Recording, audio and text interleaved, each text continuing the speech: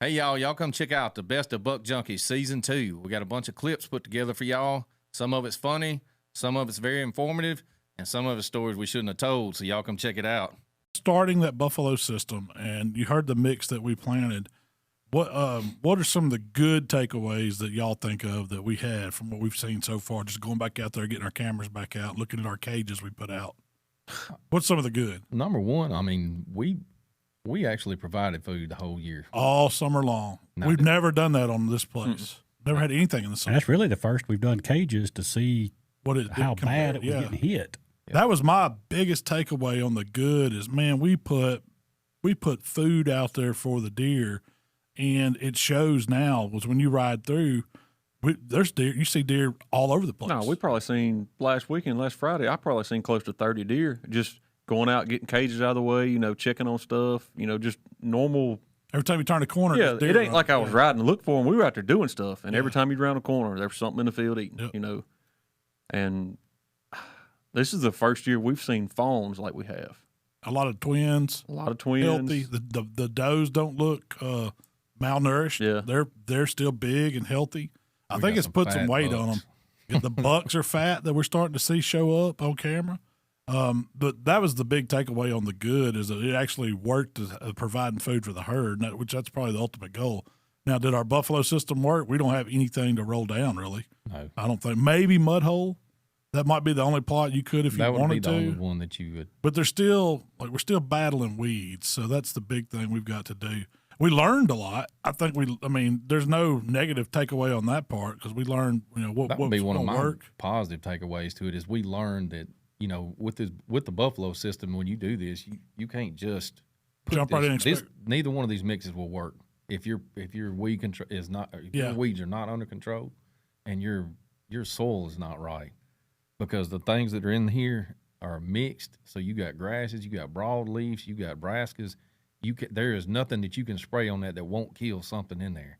So that kind of hurt us, and that's where it got away from us. That's where it got away from us because there was no weed control done. We couldn't control the weeds. It was either kill, all of this stuff and try to save these three things or one thing, or, kill these three or four things and all this stuff. But that is a disadvantage of doing mixes. Multiple mixes. It really like is. that, I look at that as a big learn that makes you rethink of what you're putting in a mix. Mm-hmm. Can you spray it to keep the weeds out? Well, I think we learned too is you can still have all the same crop that's in that mix, but plant a 20-foot row section of beans, split it up to where you can spray each section or something, vice versa. You'd have to watch it for overspray and we know what you're going to do. You're going to kill some of it, but that would work, section it out. Yeah, or at least plant, all your corn in one field, all your beans in one field. That way you have something to control for sure. But so this year, going into this, what we took away from it is that, we're going to take the vetch, which was our best crop. See, that was one thing. My big takeaway was what did they love in that mix? And the vetch has been the biggest thing. And that's the first year I've ever planted joint deer vetch. The pond stands pretty much that's all vetch right now, right? Yeah, total vetch. We wanted to see. We did that out of the mix and just because that was what was do. recommended by the biologist was plant vetch. Don't plant nothing else, just plant vetch. And most people don't know what vetch is. It looks I know what it is now, and I've seen it before, but looks like a small fern kind of. I never would have thought a deer would eat that. Yeah, there's a great Mark took a great little video we put out on the social channel. Was that Tyler? Was that on Facebook, Instagram? Facebook and Instagram on Buck Junkie. If y'all go check follow it that out. You can see the actual rows, how the seeder planted that vetch, and then you can see the cage to show what it should have been if it wasn't for all the deer eating it. But the vetch was done with the no-till drill. Yeah, I did it with that. And it looks really, really good. Yeah, it wasn't done with the cedar. It was done with the Great Plains instead of the. But I do think that the wood cedar would have planted that. That's a little bitty grain, ain't it? It was small. Yeah, it's small seed. But it's also a lagoon. So you can spray it to keep the weeds out, which we didn't. We were trying to save money, not buy as much chemical, right? I did spray that field. How much? Did you spray it once? Or? I just sprayed it once. Yeah, the grass, that old barn grass that was out there, just common grass. It started to come up, Dallas grass, got in it, and I sprayed it once. I run it. You spray it with clethanum. Yeah.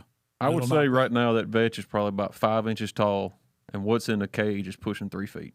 Yeah. I mean, It's a substantial I don't know how difference. tall it gets. I've never seen a solid field of it. But next year, that's going to be the primary plant that we plant for the summers. And that and buckwheat. I'd never planted buckwheat just to see what it did, and deer absolutely love it. But the vetch, is it going to die off? Yeah, frost will pretty much knock it back. Yeah, it's like beans or anything. Right. It'll die off. Yeah, it's in the soybean kind of family. I don't know if it actually produces a bean or legume. I hadn't looked at it that close. Ours ain't gonna get that tall. Yeah, they're not gonna let it. There is something on them in the cage. I did notice that. But they can't knock it back. Like even in the cages, we've got some beans, and some of those other cages you could pull out, and the beans were starting to bloom, and they were fixing to make. And our beans would have, if the deer hadn't ate them, that we probably would have had some more beans too. How tall was the beans in that cage, Mark? Probably close to 4 foot, 3.5 foot. Yeah. It was as tall as the cage was when I pulled it up. Yeah. They're coming out top of the cage. Yeah. But just to understand the browse pressure in that field, which we had cows. See, that was we'll talk about that, but the browse pressure that we had on these fields were astronomical. We're getting into the bad part now. The bad part. We realized that we didn't have enough food. There is not all of them told their buddies, come eat. All of them told their buddies. Yeah. That's right. Because they were eating it. They were eating beans. They were eating the peas. They were eating the buckwheat, the corn, anything that come up. They were mowing it down. But I think we had more deer stay on the property this year. That's why we've never seen deer like we have. Not stay. Still got fawns with spots. We never were the bedding property. Right. We were kind of the corridor, and they were bedding out. Now, one thing that helped us, they did do some clear cutting of a block of woods that was 40 acres, probably. Yeah, and they ruined that property. They did. I mean, it's terrible now. It looks like a bomb went off, which is good for us. Now, it'll probably grow up, and there'll be some bedding in it when it gets enough cover, but it'll be next year probably because it looks like crap now. And that's one of the biggest things about the Johnson grass. The new property over there, it's the Salem property. It looks that looks bad, but once you get out in that, you realize what's in it. We got that Johnson grass. There's deer laying in the Johnson grass. I mean, you pulled out there Friday. Yeah. We didn't get 5 foot off trail, pulled out, and a little fawn jumped up, 3 foot in front of the side-by-side. We was like, wait, don't go no further. That's it. So what are some of the ways that as a landowner or someone hunting a tract that you could improve your natural forage? Like with the stuff you're talking about, that greenbrier, all the things like that. What are some ways that we can do a better job at ensuring deer have that? Sure, man. There's a couple of ways. One of the I guess the father of wildlife management, if you will, his name's Otto Leopold. He says the tools of wildlife management are the match, the axe, the plow, the cow, and the gun. The 5 tools. And it was back in the 30s. He would have said the sprayer if he had known. Spray, yeah. But that's for sure. Those are going to be your tools. So timber harvest. The first thing we're doing is looking at in the east. In the eastern United States, wildlife biologists go to forestry school. In the west, they go to cow school. They go to grazing school, right? So one of the first things we're looking at in the east is what kind of forest types we have and what type of forest management opportunities we had. So like I say, in y'all's place, it was really a neat place because you had this is kind of rare, but you guys had some really high-quality hardwood. And so you start to look at that and say, most people don't have that. You start to look at that and say, well, hardwood's great. And like I just got through telling you, mast is a really good thing, but we got to be able to make some summer forage too. So in the absence of timber harvest, we can still do forest management. You can do things like chainsaw work. You can do things like injection, all those types of things. But they're really, to be deliberate with that and be part of a forest management plan would be the goal. Then secondarily, we start looking at field management. So most people, when they see a field, they think that's just an opportunity for a food plot. But like in y'all's case, y'all have a bunch of field. There's no way you could plant all that. No. And so you start to look at it and say, man, what are we going to do with all this open land? And deer don't just live by their stomachs. They've got to have cover for fawning. And particularly in the eastern United States, we've seen the introduction of coyotes. They're not a native predator to this area of the world. And they've really worked on deer in some areas, especially where we don't have that adequate fawning cover. Now, in y'all's case, y'all need some hungry coyotes because y'all got a lot of deer. But in a lot of cases where they're worried about fawning cover, worried about deer density, you got to manage that cover. And one of the great ways to do that is with managing your fields. And you can do that by burning them in the winter, trying to defer mowing until different times of year, not mowing during the fawning season and all that kind of thing. And in general, we try to kill a lot of the non-native plants with herbicides. So we'll go and take like the fescue or the kudzu out if we can, those kinds of things, and try to manage that native plant community. And we first started talking all this, the word burn. Yeah. Like a bad word, you know. It's not. You don't want to burn nothing. That sounds horrible. But now that like all of us have learned so much about the burning deal and the hack and squirt and all that, it's definitely different. Oh yeah, burning's just good old fashioned fun, man. You know, it's just. Well, hang out. We might find out here in about 2 hours. We're about to go do that. No, man, yeah. So you can, you know, there's burning is a great habitat. I could talk all day about burning. I don't want to get off on that, but that's my that's a really high quality. Both field and forest management, you know, is burning, controlling invasive plants. We already talked about that before I came in here. You know, we were talking about controlling invasive animals. You know, some people have a wild hog problem, and that's another big habitat management issue. You got to get some of those mouths off. And then the last one, you know, we talked about Leopold's gun, getting that deer density right. You know, there can be an issue where, you know, deer is kind of a keystone animal in a lot of respects. And so if they are over dense, they are, you know, kind of messing up habitat, if you will, for some of these other animals, particularly ground nesting birds like turkeys. You can have too many deer for a certain area. Show and tell. Show and tell. Mikey brought some stuff for show and tell today. Y'all know what those are on the table? I want to Mark, see. will you show them up for me? Yeah. I don't think this come from Senatobia. I'm just guessing.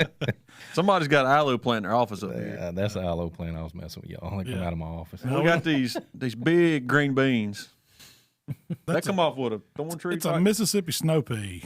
It's a big one. What is it, Mikey? That is a honey locust bean. So yes, it comes off those trees, the thorn trees. Some of them don't all have thorns, but that is a honey locust. And that was John was talking about that last week about a honey locust bean, about them eating that pod. Well, this is it. It's not ripe. It'll turn like a mahogany color, you know, to get real sappy like that aloe leaf there, and it smells, you know, really sweet. And they'll eat this, and then of course what Mark's got in his hand right there is persimmon. One of the most common things you're going to find out in the woods. That's where you put your stand for bow hunting. Yeah, if you can still catch them on the ground. None of these are ripe, so they're not the right color. But that's your persimmon. It'll turn orange. You try to eat that one right there, it's finna lock your jaw up. And then these right here, muscadines. These are muscadines. These are the purple ones. There's another breed called Scopanon? Scopanon, yeah, that's what Granddaddy had at his house. It's Scopanon. That's what was planted at the shed, wasn't it? Yeah. I don't think those are wild. Those are tame. They're more, if I remember right, they're a lot sweeter than a muscadine. I ain't gonna eat it. It looks like wasabi paste on your finger. It looks like a soybean to me, or edamame. I bet it tastes like it. Just try it. Is it poisonous? It smells sweet. Like it's real sweet. If Malcolm eats that, he's gonna get sick tonight. I wouldn't eat it. You better let me get in my computer for a minute before you start. What's the side effects of it? It's full of them. There's probably, I don't know, over 15 in this pod. I can feel them all the way down it. You can eat these other things. You don't know if the honey locust is edible? I don't know. I didn't look see if it was. Got to be. You say it got thorns on it, right? Yeah. So it's got to be fruitful. If it's got thorns, you can eat it. Try it. Maybe when it ripens, I'm gonna let it lay there. Yeah, it's probably a little bitter right now. Malcolm's not the guinea pig you need to try you something. You get me to try stuff like that. He's gonna be talking to Shell tonight. He's having a heart attack or something. So the persimmons and the muscadines, these aren't ripe. No, these are. We're waiting on them to turn, and this one's kind of it gets this little dusty look to it. Yeah, they start getting yellow, and then they kind of go to an orange, and that's when they start falling off, and that's when they're really edible. Yeah, like right now, I guess the deer probably would still eat it, but you wouldn't want to. No. There's an old rumor if you bust them open, you can cut one open in half, and you can tell how the winter's going to be. Oh, you brought a knife. I'm gonna let you do it, Mike. Hang on, I'm finna pull it up too. You gonna tell us what? Way? Huh? I think you're got straight down the middle, straight in half, but it's like probably, this. It's probably I think so. Rock. Yeah, it's hard. Don't cut your damn hand off. Edit. All I'm Yeah, They're hard to cut. They're pretty daggum hard, but you got it. Now, when you split it open, you ought to see a seed in it. Yeah. And if it looks like a fork or if it looks like a spoon, ain't that what it is? Yeah, I think we're gonna have to wait till it gets riper. That's a knife. Yeah, we ain't got nothing on them. Watching it sticky. Yeah, you can't. I don't think you can tell yet because No, you have if you split to. them open, it's not ripe enough. I mean, It could be a knife or a spoon or a fork. So if the kernel is spoon shaped, get your snow shovel ready. that looks spoon shaped to me, but I can't really. If it is fork shaped, it's gonna be a mild winter, powdery light snow. And if it is knife shaped, frigid winds that will cut like a blade. The whole kernel of the seed. Just the seed. Just So the seed. it'll be Can't just really the seed. tell. So you're gonna have to get a seed out and cut a seed, Oh, not the fruit. This okay. one's cut in half. I would say that one looks like a spoon. Oh, okay, you cut the seed. Yeah, the plug white down. is, and it makes the bottom. The white's what you're looking at. White of that seed, the kernel. If you say so. Tyler, you have to put some images up now. Yeah, you'll have to image that up. I'm trying to get it out of here. Look at that and see what you think, Mark. Looks like a. I'm gonna That be looks cold. like a I'm gonna be spoon. cold in the wintertime anyway, so it don't matter. I think it looks more like a spoon. Man, I'm gonna get my hand sticky. So now, how much to take a bite of that? I've always heard is better. Oh, I Oh, guarantee yeah, you real right there, bitter. lock you up. You think so? It'll lock your jaw up. It ain't gonna lock the other end up. Yeah. I'll be spitting it out if I try it. Just lick it. Just come on. Is it that bad? no, you'll be It's fine. bitter. Man, it smells good. Try it. It's bitter. Like, take a bite or just touch it. Don't bite it. Lick No. it. Ain't too bad. You stuck your tongue out like a 9-volt battery. It's pretty bitter, but it ain't bad as they say. Y'all had me thinking this would be the worst thing ever. Get you kinda- bite it a little bit with your teeth. Get you some juices out of it. No. It's tart. Yeah. It's not. It ain't like I thought. I've never tried one. I thought it was going. It's pretty daggone bitter. Yeah. It builds on it. It starts making It it. starts working on you. It dries your mouth out real quick. Yeah. No, it ain't. Ain't nothing you want to make a meal off of. If you was naked and afraid at Senatobia, that would be your first pick. Top 5 shotguns for dove hunting. And I'll throw the first one out there. Now start out with what was the first one? What was the first?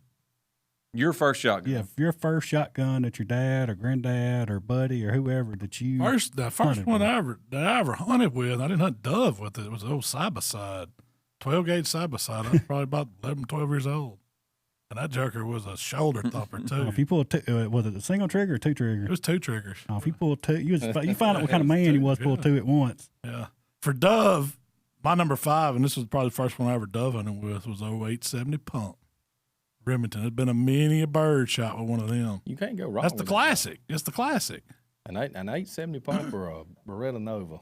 It's indestructible. Benelli Nova. Yeah, It is Yeah, indestructible. Benelli. Benelli, no, yeah. That was on my list. Was that yours? That was- So what was that? What was your number 5? First gun, it was my dad's. He gave it to let me hunt with it. Was a single shot 410 that had like a homemade sight on it. It was a piece of what? It was. It was like a brass ball or It something. wasn't a brass ball. It was Solder? a piece of it's like solder, but like silver solder almost. Yeah. And it was just a hole in the barrel. Boop, it dabbed Man, on you there, couldn't- braised on there. Excuse me. Yeah.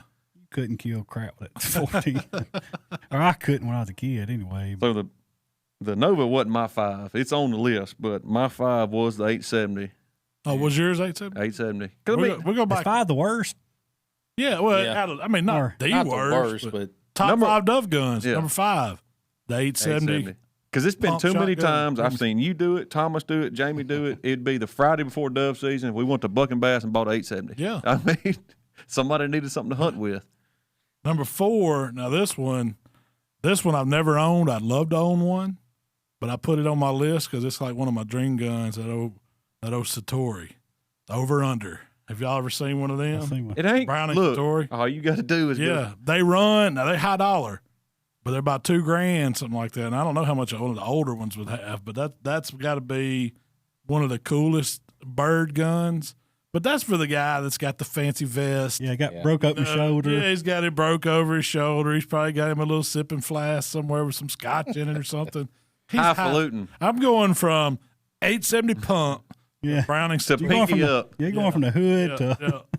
that's a pretty good jump. It is a big jump, but that's the only over under I put on mine. I mean, So I've Mikey, never I hunted think with you over-under. you just bought a side by side, and your son hunts with the over Melissa. under, right? Don't hope Melissa ain't listening to this. Listening to Yeah. this, I hope. Edit that out, Tyler. You've got one on your side. I don't know if you've bought it yet, but you've got one. It's been in the car. It's been in the cart. Yeah. So I bought my son a over and under shotgun from Academy. It's called a Yildiz. Is how I was YILDIZ. Okay. Is a Was it like a It's like an animal at the Italian zoo. gun or It's Spanish it's gun made or- Turkey. turkey? Oh, Turkish gun. Okay. But anyways, the shotgun it's under $600, and the gun it is a fine gun. I mean, Will It shot feels good. competitions with it. It's light. It's easy to operate. It is a really good gun. It comes with choke tubes for it. It's a really good gun. I think that's one of the big things you hit it on when you said light. When you're thinking dove hunting, you want a lighter gun, or I do. I want one that's 6 pounds or less. I don't want to be. I got a Versamax. It did not make my list. That Remington Versamax is a great shooting shotgun for ducks, but man, it's heavy.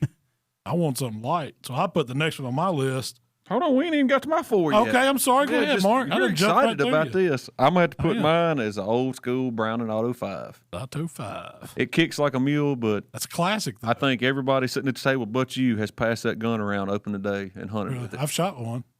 My dad's never got owned one. Yeah, Dad's got the old. It's the humpback one? Mm-hmm. Yeah, humpback with a recoil barrel on it. It's one of the originals that had the separate set screws to lock the regular screws in place. It's 2 screws per screw. Yeah. And it's no choke. It's just a improved cylinder barrel. That's a good shooting gun, though. What was that? The chair. Some old nervous squeaks. Yeah. All right, Malcolm, go ahead. Number 3. Number 3. I'm throwing this one out there for all the budget-minded people. It could be a 20 or a 12 gauge, but that old Frenchie Affinity. That's a good shooting shotgun right there. It's built on a Benelli platform. Don't kick. That's what my son, the reason why I put it on here is my son shoots it. It's a great gun to start a youth out on. It really is. And I think you can get one for $400 or $500 for a semi-auto. That's a pretty daggum good deal. And I don't know if they're still there. They were. You know about 7 now. Yeah. Are they? Yeah, about $700 now. My number 3, that Benelli Nova. That was the first shotgun I bought my own money, and I wish I made a dumb youngest mistake and sold it. And I wish I never would have sold it, but it rattled. It felt like it's going to fall apart every shot. But it was unbeatable, and that's a gun where, you don't have to spend a lot of money. You're buying a quality gun. It's a great dove gun, great turkey gun. And, it's very, very useful, Mark's buddy Hunter, they duck hunted and got it muddy. He literally, dunked it over the side of the boat, washed it off in the water, pumped it, and kept on hunting. Well, this is my thing. I'm a Benelli fan. I'll be the first to tell you. But the reason I can do that is because that Benelli Nova, we was dove hunting, and I think what goose season opens up same? It's snows or blues or something. It's the same weekend. Snow geese, I believe. It's something like that. Well, anyways, where we was hunting, it was kind of a real good place to goose hunt too. So I had steel shot and lead shot both with me. Well, we was out there. Is that legal? Yeah, it's legal. Probably not. I had them both. We're going to get a call on that one. I was young. Call on that one. It's not legal. You was killing geese. I was killing geese with steel shot. But anyways, I had a steel shot. I ain't believing you got some lead shot with you that you would say, let me load this steel. I unloaded the lead, put the steel in. Come on. Anyways, the shell misfired. And it went off when I went to pump it out. It got like halfway out, went off when it did. It locked the gun up. Oh, dang. But on a Nova, you can take this cap off your pump, push all your pins out, you can take the whole gun apart in 2 or 3 seconds. It ain't nothing to it. But it's right back in action. Right back ready. Back to shooting lead at doves. That was not legal. That was not legal. Yeah. No way it was legal. Oh. I don't think you're supposed to have lead when you steel shot. You wouldn't goose hunting. You're not supposed to have lead with you. Yeah. Well, it was in Daddy's bag. It wasn't in mine. I don't know how y'all was doing that teal hunting. Anyways, I went one time. God. And the boy next to me, I never fired a shot because I was so scared. But the boy next to me, he had about 5 wood ducks. I was like, I'm fixing to go to the truck. Dang, what do you think that ticket would be? That's per duck. I don't know. I was like, man, he'd still be in jail. I was just shooting them. And I was like, all right, we're done. Oh, it's an honest mistake. We're done here. Yeah, I don't like the daggum water moccasins. Oh, everything was moving. Yeah, that's right. Mikey, what's your number 3? Man, I like them old TriStar automatics. TriStar? Yeah, Gage has got one, and Yeah, Charles' son got one, and I've shot them a few times. They're a cheaper automatic shotgun. This is a good shotgun. Yeah. I'm gonna go. No, Hold on. Oh, You Jamie, skipping. I'm still looking at old guns I grew up with. do it. This is your it was list.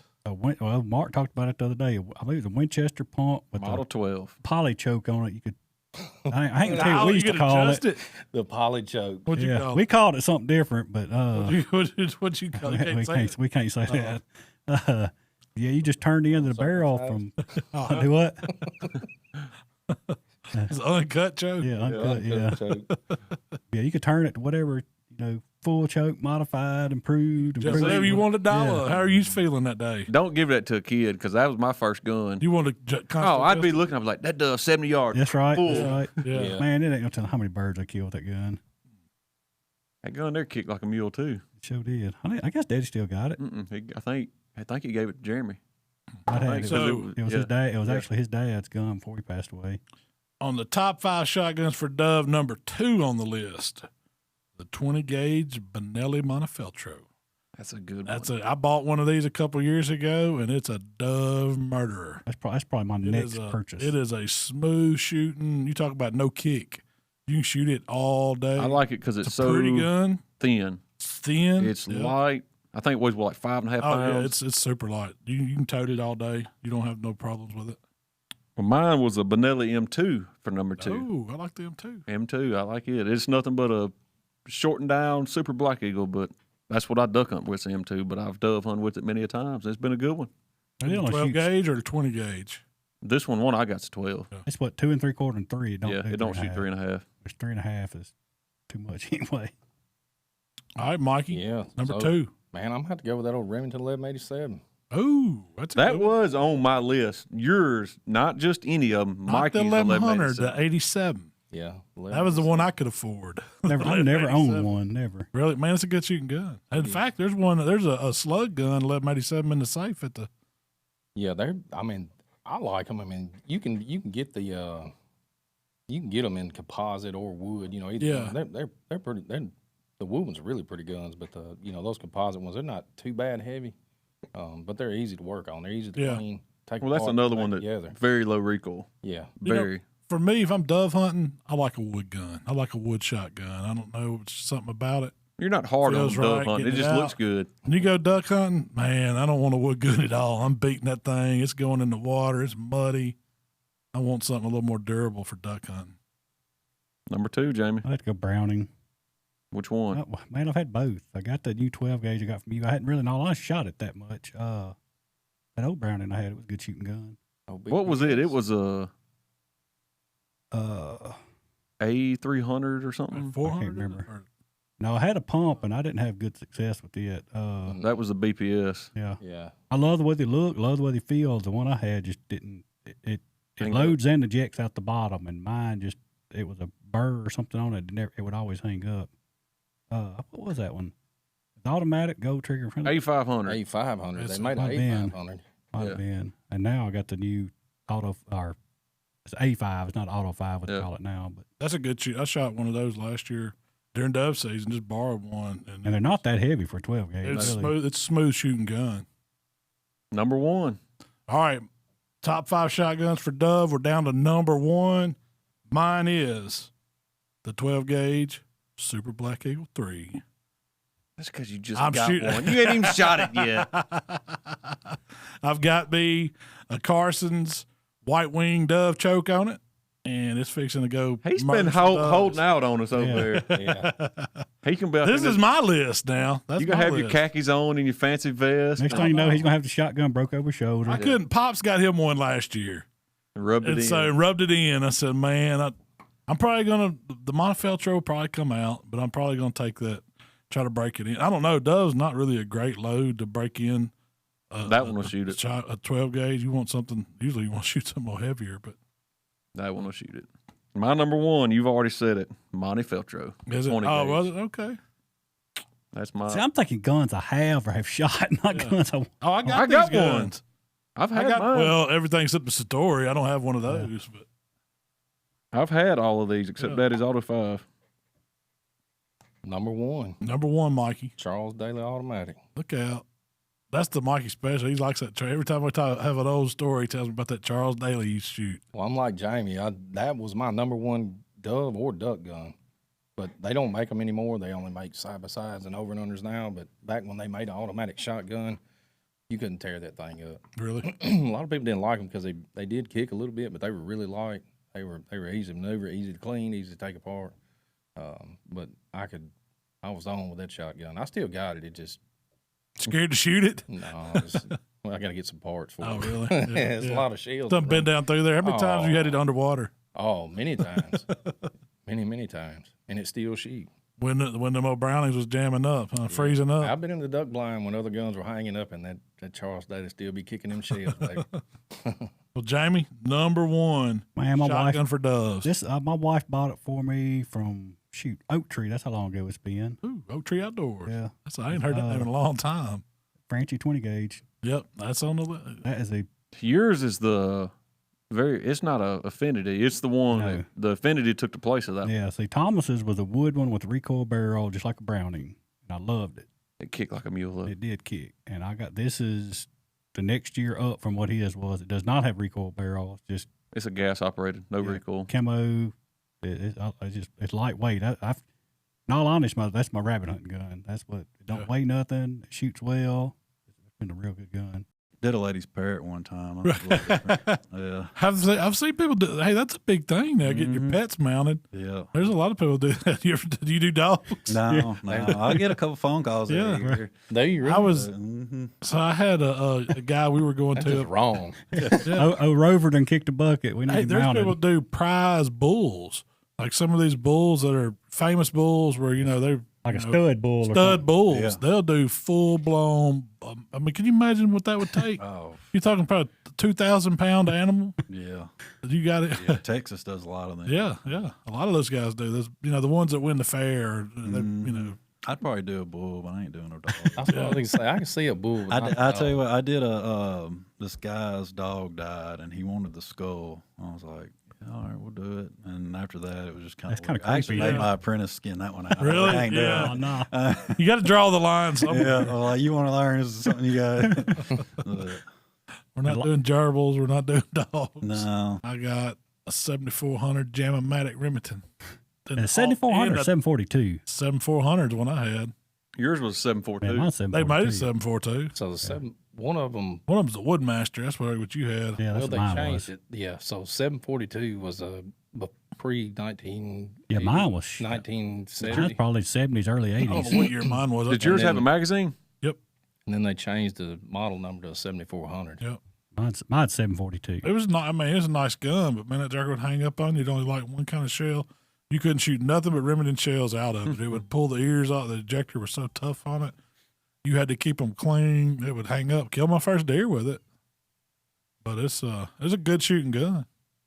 What You caliber was wear it? them out. It's 30-06. That's what all of them was. I think that's the only caliber they made in those. I know, know, they they make make 270 in it, I think. Yeah, they had 270. They had 308. Yeah. I think, in it. Thomas had a 308.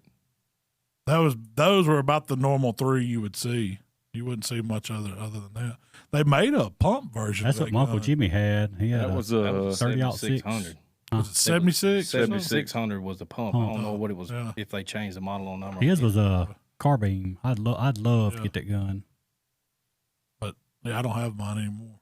I hunted with it enough. Waylon still got one. Waylon still has one. Man, Waylon hunts with a freaking machine gun, I think.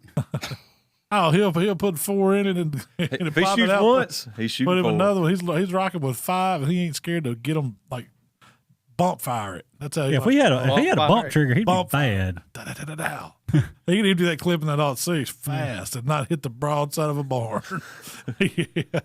I will never forget. He missed that deer, and he said, "Mark, you think you shoot this gun? Look at it." I said, "Yeah." And that was opening weekend, wasn't it? Yeah. Yeah.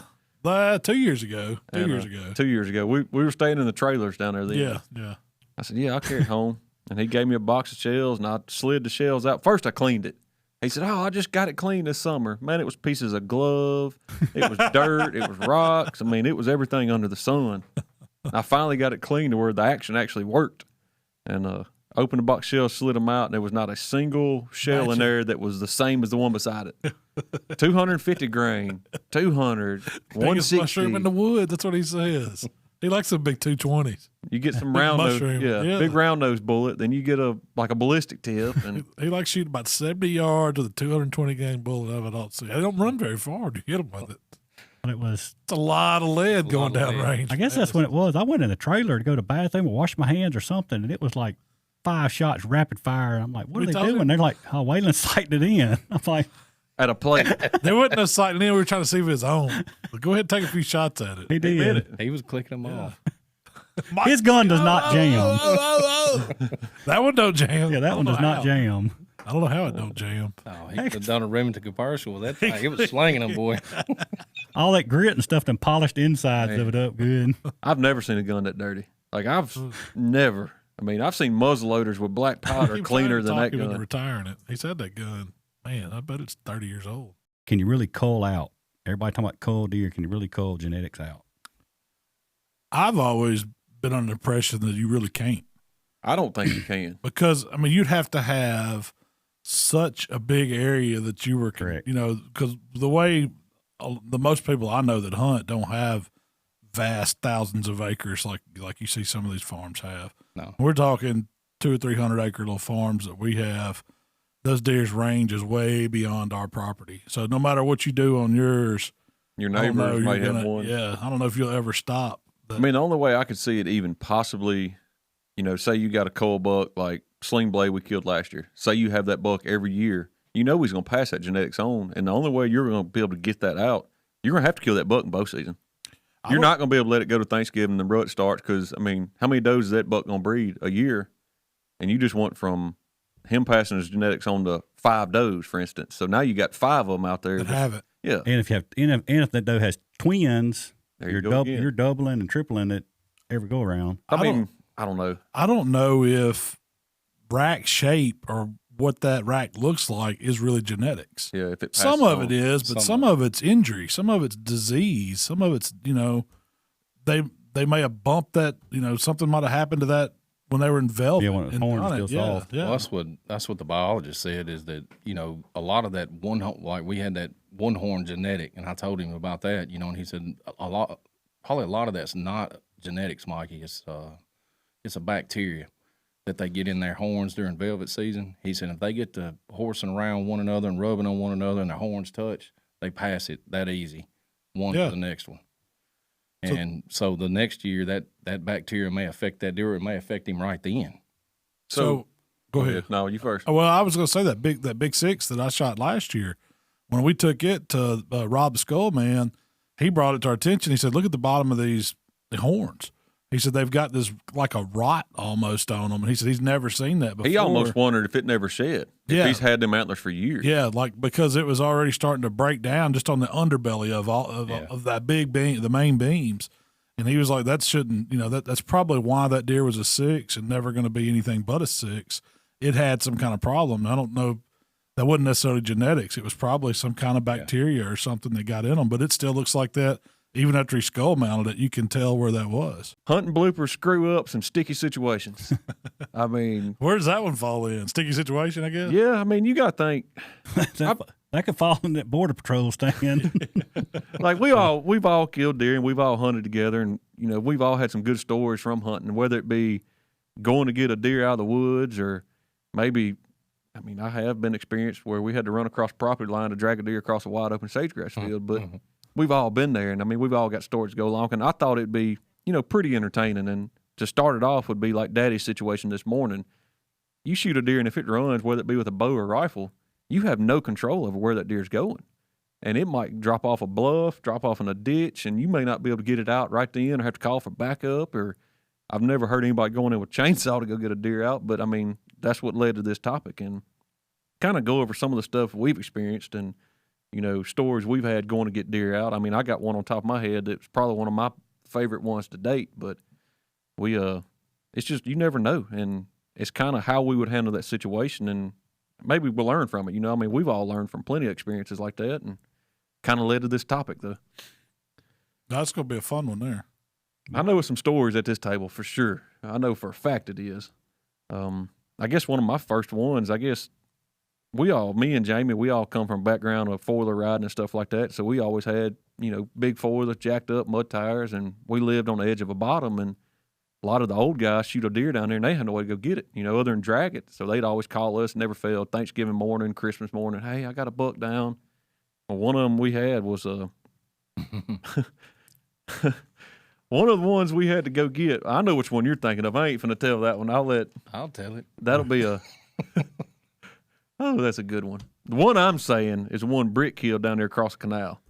No, I think that Ben killed it, didn't he? No, Brick killed this one because I remember everybody said you're not getting across the canal. Yeah, this is shoot, it's probably 30-foot bank and sand bottom. Yeah, 60-foot wide creek that they actually built a swinging bridge where they could walk across it, and they actually had a was it government land or somebody owned it? No, it's private land. They all owned it. Oh, okay. They had like a caddy If they killed a deer, they drag up to the bridge and hoist it across on the swinging bridge. Well, I don't remember a tree. The water got up and tore the bridge up or something. I don't know. There's some reason. And so we ended up, he called me, so you think you can go get it? I had a razor at the time. I said, heck yeah. I was young. Whatever it takes. And that's deer recovery. Deer recovery. We're going in. That was your side hustle. They're putting bets like there's no way. He's not crossing. How was you? Probably 16, 17? No, I had to race. I was probably 20, 21. Yeah. Like, there's no way he's going, this ain't happening. So we got in there. I met the guy. He was still with the deer. So I crossed the ditch, got across the ditch, and got over to him. No problem. Drove right across it. Fine. It was fine going across it. We get over there, and what is that? I guess that's birch trees that bottom's full of. Yeah. Them little white trees. Yeah, birch. They were about, I don't know, 2 or 3 inches around and just touching full. You couldn't see through it. And he said, what are you going to do? And I said, start driving. So, I mean, you'd ride them up on it and set it down. Ride up on it, set it down. We finally climbing trees. Yeah, running them over. Yeah. We got him out, loaded a deer on it. We got back, and he's riding with me now. We pull up to the canal, and he said, what are you going to do? I said, we're finna cross it. Was it straight down, 30 foot? Pretty steep. It's pretty steep. And he goes to undo his seatbelt, and I click it back in. I said, you just hold on. And I never picked it up. We dropped off in there, crossed it, went up to the other side, and we got up to the side, and he was ready to fight. He's like, he was cussing me. How deep was the water? It wasn't that much water. Yeah, it wasn't much water. Okay, just a sand bottom. Yeah. You know, but it was just, I mean, it's one of them situations. A lot of people would have had to drug that deer out, or, you know, it's not an ideal situation going to get. And that's just one of the stories I remember. And you got it out, though. We got it out. I ain't going to leave a deer laying. I'm not leaving one laying, and I'm not dragging. Yeah. It didn't take long. It wasn't too bad. There's been several situations where, you know, you've got a four-wheeler, got a side-by-side. Man, it makes it so much easier. It gives you, I ain't scared to run over a tree. I paid a note. I paid for it. I'll scratch it. I don't care. We're gonna get to that deer. It's hard if you don't have a means of getting one out. I mean, for years when I grew up, we had one 3-wheeler, a little one, like a 110 Honda. A little Honda. And if you killed more than one deer that morning, even killing one deer, you couldn't ride that thing out. Not if you was a grown man. Yeah, like I was a kid. Dad had throw the deer across the seat, and I was sitting on it. I had to ride out on the deer, sitting on top of the deer. Yeah, but if Daddy took it out, he had to walk next to the 3-wheeler just to keep from dragging the thing, and walk it all the way out. But yeah, it makes a huge difference when you got a piece of equipment that you can go in and get you animals with, because dragging them really sucks. Heck yeah! We used one of those little deer caddies. Yeah, had the 2 wheels on it. That's all you could take in on government land. Yeah, that's what I'm saying. A lot of these places you can't up there get at to. Abbeville. Yeah, we couldn't take a 4-wheeler in back then. We had to just get the cart, and if you killed one, I mean, sometimes you tried to drag it closest trail, but all the T roads, you got to drag out. You can't. You can't. Unless it's like a fire lane, they'll let you go in, but you can't get off the trail. Or maybe if you come out, you better have a deer on the back. You better not be joyriding. I think they would let you go in. You had to check in at the game warden station, or the little check-in station. I know I'm used to on 30. You could hunt off a 4-wheeler, but you could go recover a deer off a 4-wheeler. Yeah, but you could take it in. But, I mean, most time, if you sensible on government land, they probably will. But I mean, I know it is several government land, just nothing but foot access only. Well, I mean, there's buddies of mine that I work with and stuff. They hunted at Mark Twain National Forest up in Missouri, and it was foot traffic only. Yeah. They killed deer, and they had to drag them out miles. Well, I mean, some of those guys up there out west, they pack them out. Yeah, and see, that's impressive. Especially if we're talking about a whitetail. I mean, you imagine packing out a moose or something like that. Last week we was in Kentucky and seen them elk, and they're probably close. I bet they're hitting on 1,000 pounds probably on the hoof. I couldn't imagine butchering that thing and backpacking it out. Oh, that darn moose we seen in Colorado. I mean, you're half a day. It's unreal. That's where the work. I mean, people don't understand. That's where the work starts. It's easy to pull the trigger, to stand, or to just pull the trigger, put it on the ground. Yeah, it's a whole different thing to have to dispose of that animal properly. Well, you got to respect it too. I mean, yeah, for sure. Last year when I killed Sling Blade, I went to go get Will out of stand on a golf cart, shot the deer, and it just trotted off the field and went right there in the edge of the thing and fell off in that deep ditch, And that was the time. I didn't have my cell phone with me. I left it at the house. Will's phone was dead, so we was down there just me and him. And he'd like to kill us trying to get it out of the ditch, I mean, we could have. That was a steep ditch. Heck yeah, it was. But I don't know. I don't know what you like. I guess if you know your property and you know what gullies are there and know what ditches are, I mean, it never hurts to keep some rope in the truck or something, It never fails for me. That's where the deers go in the worst place possible. Yeah, you and Michael, y'all all about some ditch deer and some pond deer. Yeah. Yeah. I try not to be. I try to drop them, but man, you get a kid with you. It just hangs it up. You don't ever know. What would be your hardest recovery that you've had to do? Jamie? Man, no. I've had some pretty good ones. I'm trying to think. Me and Denver, one of my best friends, we hunted at Water Valley running dogs. This has been 10 years ago, probably. No, probably longer than that, probably 15 or 20 now. And they killed a deer and the hill was so steep. Two of us on the front rack of Denver's 4-wheeler. The deer was on the seat like you're talking about. Denver was driving it, and it was tough. It was probably the hardest deer I've ever got out. Well, last year, I mean, one that just jumps off at me is it wasn't about actually recovering, but it was about finding the deer. Yeah, More tracking. So we got on one the day evening before it snowed, or it was snowing while we were evening hunting. My son shoots a deer, and the first one he thinks he misses, so he shoots another time at the same deer, he says, and then it ends up being 2 deer, which left us 2 blood trails. And we tracked them, I don't know how far that night. It was probably a couple 100 yards because they were bobbing and weaving through a pine thicket. Well, we knew we were pushing that deer, so we decided we'd stop. And was you with us that night too, Mikey? He was there that night. I come that morning. Okay, you come in the morning, okay. Yeah. But we got back out there. We let it lay down overnight because it quit snowing. We knew we weren't going to wasn't going to cover up. It was cold enough to where we'd be able to track it. We figured it'd lay down. Well, the next morning we get out there. It took us probably 5-6 hours, wasn't it? Yeah, that was pure luck. We found that deer. Yeah. It was lunchtime. We started that morning, and it was after lunch before we recovered that deer. But y'all recovered we covered both of them. Yeah. The coyotes had found one. The other one had swam a pretty good-sized pond. And just so happens before we gave up, it was on a neighbor's property, and we went around and got permission to get on their property. And Mikey, you had just spotted something that didn't look right on the edge of the pond, and it ended up we was going another way, and so me and Michael were following the trail and trying to go around. Well, we jumped up some deer, and one of them was a buck, and I was like, man, I don't know if that was the same one, but he bebopped off the totally opposite direction. I said, if that was him, we just bumped him again. He ain't dead. Yeah. So he was shooting. Need more. and I was like, so I went and got up with y'all. That was about the time you saw something caught your eye. Yeah. And y'all eased on around the clear other side. I don't know how far. There's 100 yards across that lake or pond. That he swam. And probably just give out and laid there. And that's where because I tracked him. Finding that deer was 100% luck. I mean, because I was you were going in the thicket to look for the original blood trail, and we were going to get around the thicket. At the time, y'all still thought it was just one deer. Just thought it was one deer. Yeah. And then me and Michael ended up finding it. Yeah. So I'm riding around the edge of the property, and I just happened to look out the window of the side-by-side, and I seen blood in the snow, and I'm like, man. So I called Mike. I said, he's done come through this thicket. Well, Mikey's tracking a deer, and he's like, deer's going the other way.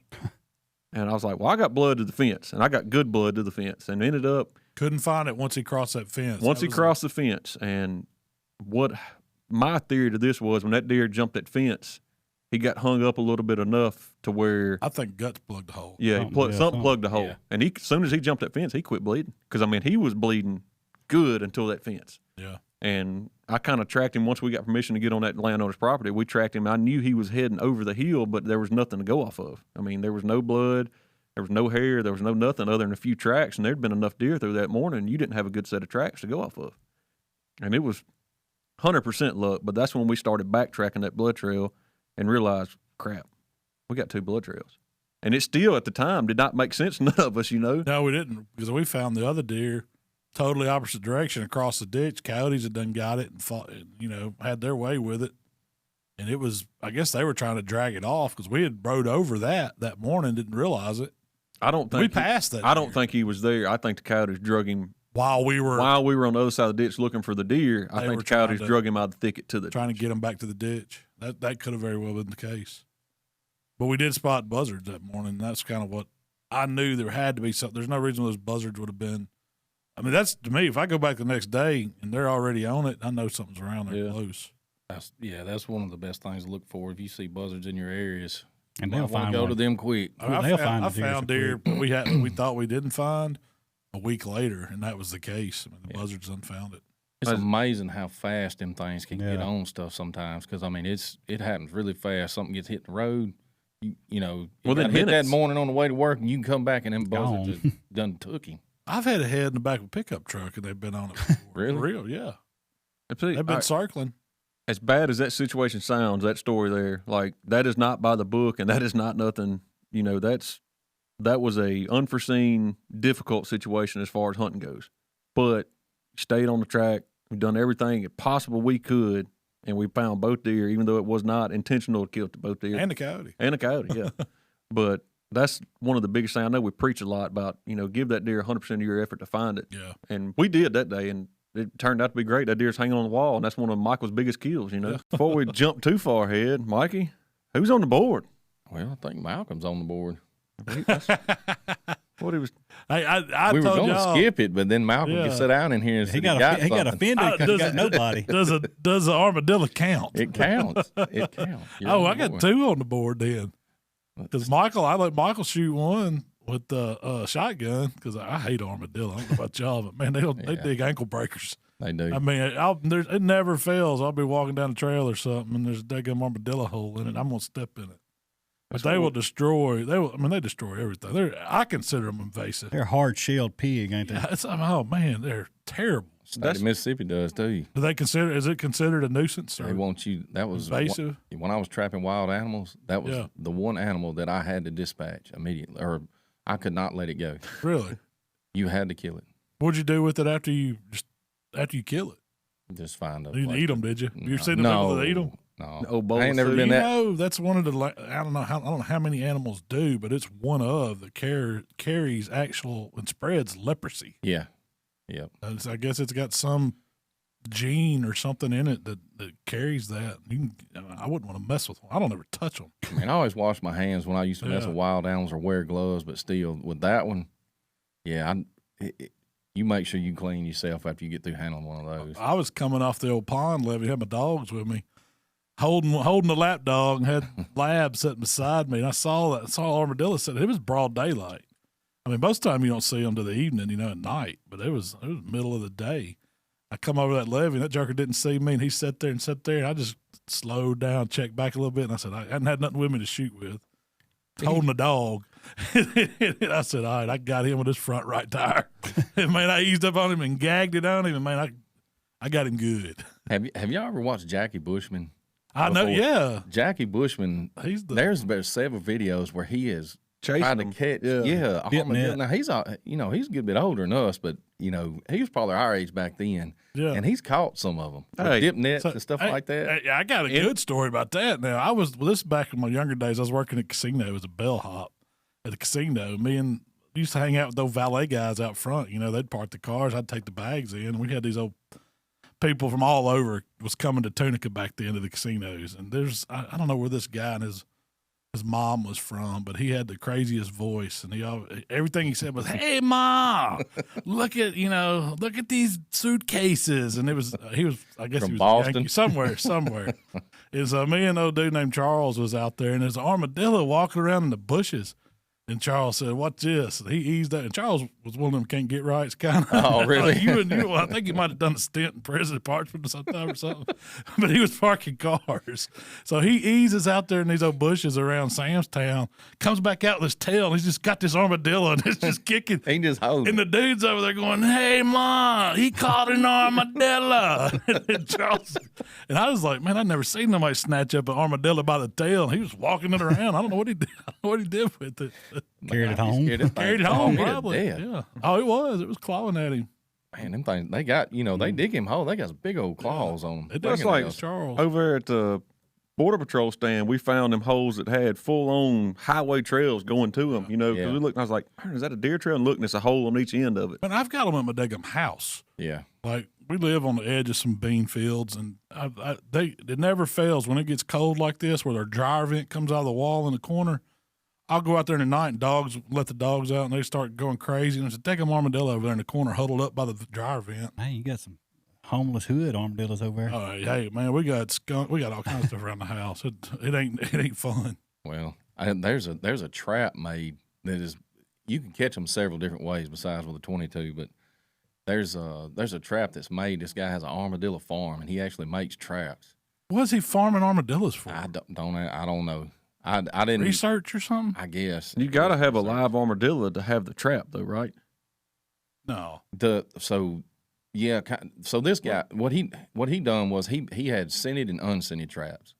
So I bought the unscented trap, and it didn't work so good. The cage trap? No, it was a wood trap, had slide down doors on both ends, and in the middle it had like a little pendulum that set down. There was a hole in the top of it that had a piece of wood. So as the armadillo passed through it, his back would bump that pendulum, and it would trigger it, and the doors would fall. So then you could just pick it up and just walk off and just let him go. But, you're not supposed to. It has to be, what you told me, it has to be a wood trap, and it has to have the scent from another live. Yeah. So really? He used the wood traps. He would stick it out there and leave the doors open on it and not set it, just jam them and let the armadillos crawl around in them for a few weeks. Just go through them and stuff like that. And then he was selling. So when you got it, it was dirty as hell. But you could put that thing out there. If there was an armadillo around there, I guess he could smell the other armadillos. Well, they're blind. It would go in. They can't see very good. Nothing. That's a thing. That's how you can walk right up on them. But what I've seen people do is that, they're bad at digging your flower beds. Yeah. Like they're going after grubs or whatever's in your mulch or right around your flower beds. That's where they dig in mine. But people will take pieces of plywood and stand them up and make like a chute. Yeah. And that they get in there and they'll walk, and they're not smart enough to know. They'll just get up against that board and work until you get them to the end where you block them off and you got a trap closes on them, and you just catch them like that. Yeah, they'll follow the edges. Yeah. That's how we used to catch them too. We'd put boards up, and then it would lead into the trap, metal trap. Yeah, yeah. But this one, you don't even have to do any of that. You just set it out in the yard, like against a wall or against a fence or something. He comes out there, he'll get in it that night. So, how big is the opening in it? Probably 12 inches by 12 or something like that? Yeah, maybe a little bit bigger than that. Okay. Maybe 16 inches, something like that. A little bit bigger than coon trap? Yeah, about the size of a coon trap, something like that. We may have to see if we can do that, Mikey. Have a trapping contest. Have a trapping contest. That would be pretty good. You got to get a license to trap armadillos. No, you don't. Not on your place. If you're doing it for a business, I just want to make sure we're legal. I ain't supposed to be doing. We can't get. I don't know if it was legal to run over him. He got in my way. That's right. You did. You didn't have no option. You had a pond and a hill. You had to go straight. Had to go straight. He had the option to move. Yeah, that was the option. There's something about that little area right there.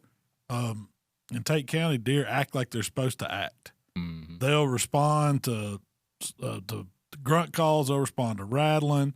You hear them. They fight. They do everything that deer, like Illinois deer, do. They chase hard. And they chase hard there, and that's why we try to work on the doe population. That's what we're talking about today, ain't it? That's right. Ain't it, Jamie? Yeah, we talk about when to start. Yeah, we talk about management like all the time, and it's kind of, I guess it's more opinionated than anything. But what's better on does? You think it's go ahead right off the bat, right as soon as the season, go ahead and knock your does back, or wait till later on in the season? I promise you, I'm going to try to knock some does back opening weekend. My philosophy, always be managing. That means as soon as you see them, shoot them. I don't care if it's a target buck, a cull buck, a doe, whatever you want to call it. You see it, get it. Get it. I mean, there ain't no waiting. It's not we're not looking at like a full-on killing aspect of it. I mean, no. there's logic and there's reason behind the whole. Because my freezer needs meat. Yeah. I could give you two different reasons why or why not to do it early in the season. If you have a, just say you're hunting a small tract of property, 40, 50, 60, 80, 100 acres, even if we had just one farm, you think about if we went in there and doe managed right off the bat. We seen that last year. What happened? Got quiet. Got quiet. Yep. It's hard to see deer. So if you're planning on, you got a target buck, you go in there doing all that shooting, he's going to get nervous. He might leave. It really depends on. But if you got enough place in the area to do that on the front end, it's better to do it I think it is, because now you ain't got to worry about your buck trying to run and breed those does. It depends on what you want to do. That's the main thing. If you got a target buck and you're trying to kill him, hunt him, Yeah. But if you're trying to manage and you're trying to get mouse off food sources and all that, you kill them as quick as you can, because it's more food for the ones that are surviving that you're leaving. Yeah. Because the longer you let that doe sit out there and eat all winter long, she's done took that much pounds of food off of whatever you're feeding. That buck should be eating. Yeah. And then it depends on what you're hunting. Like, say, if your small piece of property is just mainly woods, dropping mass, well, your percentages of shooting a doe or a buck are going to be gone late season because there's nothing there for them to eat. Those deer are moving on to a different territory. That's right. So you've got to make a plan before season. Yeah, what you're going to do. Not everybody's management plan is going to fit the same property. It's just not, and and not all the goals are going to be the same either. So you need like I said, if I had a 40-acre tract or 40 to 50, 60 acres that I was hunting, and I know I'm going to manage the property, I'm going to try to get my target bucks first. If I don't see one or don't think there's one, I'll go ahead and get them does. But if there's one on buck I'm hunting, I'm not going to mess him up, the management will come later as long as I can get him. If I get to a certain point in the season, I would, change and just like, well, I got to get this done. So I wouldn't wait till the very, very end. Well, too, I mean, I think when we talk about harvesting does, especially the people that aren't local to here or know like the Mississippi population or know what we have going on, you tell them we killed 30 does on our property last year, their jaw dropped. You're outlaws. Yeah, they're like, what? And even neighbors think that don't know what you're doing. Oh, we got a neighbor now that thinks it. So, yeah. But I mean, we do it for meat in our freezer. I promise you, not a single deer that was killed last year went to waste. Everything either went in our freezer or we donate it to family in need. And we're trying to make long-term goals. We're not worried about just this season. We're worried about 2 seasons from now, 3 seasons from now, and what we can do to produce on this small property. And you have to kill the does. And there's really no gray area on that. Like a lot of people, you don't have somebody that's like, I might shoot a doe. You either got people that will never shoot a doe, or you got people, we're going to shoot does. You run into that a lot. You talk to a lot of the, no offense to anybody, but the older generations, they're not going to shoot a doe. They just because they weren't used to shooting them. Like it wasn't prestigious. Like you didn't brag about it. You didn't ride around with a doe in the back of the truck. You didn't tell everybody at the store that you shot a doe. I think one of the biggest issues is you got people out there that'll shoot a basket rack 6-point over a doe. See, that's terrible. And that's the problem. Yeah. Like I think early management practices back then, I mean, you think about how deer management has come in 25, 30 years. The knowledge and the farms and the things that they have learned from they have classes for this in Mississippi State and I'm sure other colleges around the country. Whereas, deer management, that's where all this game warden stuff go. But the things that they have learned just from, trial and error and things like that, back then killing a doe was just you're eradicating the population of deer, period. Yeah. That's how people seen it, I think. I think so too. And now they didn't realize, or they didn't realize fast enough that in Mississippi not letting us kill does and only having 1 day for I don't know how many years that went. But now we got the problem we got now. Yeah. So you went from one extreme to the next, where there weren't there weren't no deer up here in North Mississippi back in the did say the 60s? It was the first deer. I don't think they had. I mean, I think it was deer here, but I don't think season actually opened in DeSoto County, North Mississippi, to the 70s. Yeah, it was in the 70s. They hunted them out, I guess, right? No, they weren't here. How many people that are in our CWD zones where we can't feed do you think are steer feeding? And are they drawing deer off people that are abiding by the rules? I guarantee people are doing it. Yeah, I bet they are too. I wonder if they write me tickets for it, though. Have y'all ever asked a game warden if it... I've been riding down 69 past a certain property, and you could see the yellow piles from the highway. Really? I've seen that before, too. Well, you go to Co-op now, I bet you they got stacks of rice bran out there, the peanut butter, all the different flavors. People are still doing it. I mean, you go... If you ain't never thrown a bag of corn out, you telling a story. Yeah. Or something, something to put out there. I ain't never thrown a bag of corn out. I mix mine with molasses. Make it extra good. Yeah, I was good. That was one of my questions. Like, what all have you used? Have you done it? What have you used? I know y'all done it. This has been 30 years ago, 20 years ago, when they used to, at the health department, you got the government cheese. My granddaddy, he'd get molasses. Government molasses? Yeah. I'd mix that up in a 5-gallon bucket. I remember Jamie doing this, and he put one behind the house, made a little feeder. I went out there. I was a kid. I was young. Put it out. You could smell that thing. You could smell it in the house almost. I mean, it was strong. So the biggest problem we had, we were putting out them old Moultrie big D battery game cams, and we'd put some corn out there, and all we would get was pictures of coons. I'm talking. There was one we probably had 32 coons in it. Just one picture on a pile of corn. So we said we got to figure out something to feed the deer with the corn. The coons won't mess with it. So we switched and we tried sweet feed, just from Tractor Supply. The coons don't mess with it near as much, and the bucks absolutely love it. Buck Junkies tip of the week. Yeah, sweet feed. You know what? When you open the bag, now I'm not a farmer. I don't know anything about what they feed cattle and animals and stuff. But it smells just like they've mixed molasses, and you can see corn chop in it and different pellets of things in it. This is I don't know if Mark remembers. Sweet feed's bad to bone. carried a buddy of mine, Don. He hunts maybe one time a year. Carried him. We was hunting off 30 highway. He kills I think it's a 5-point, like not 7-point, like 15 or 16 inch spread. It's a good deer for huge government deer. land. And that deer smelt like the meat. And when we dressed it out, that. that meat was yellow looking. From eating. And it smelled like sweet feed. You had to check the deer in. We talked to game warden, and he said, yeah, right below that's guy that raises horses and cattle. And he said, I guarantee he's been down there eating out of that cow trough. And that deer, I mean, you could smell the sweet feed when he dressed it. Did you ask him what it tastes like when he cooked it? If he could taste the difference in that meat? No, I guarantee it had to be good. I tell you what, all that Illinois meat that we just get meat when we go up there and hunt and bring it back. It's that different. Stuff tastes so much We're better. going to do some swapping this year with the Indiana deer. Yeah, with the Indiana corn fed. For sure. 200 Acre deer don't taste near as good as corn fed deer. Acre deer or sweet feed deer. Yeah. I've been in several situations where a guy at this table told me to load up a bunch of rice bran before. I remember one guy. Who was that?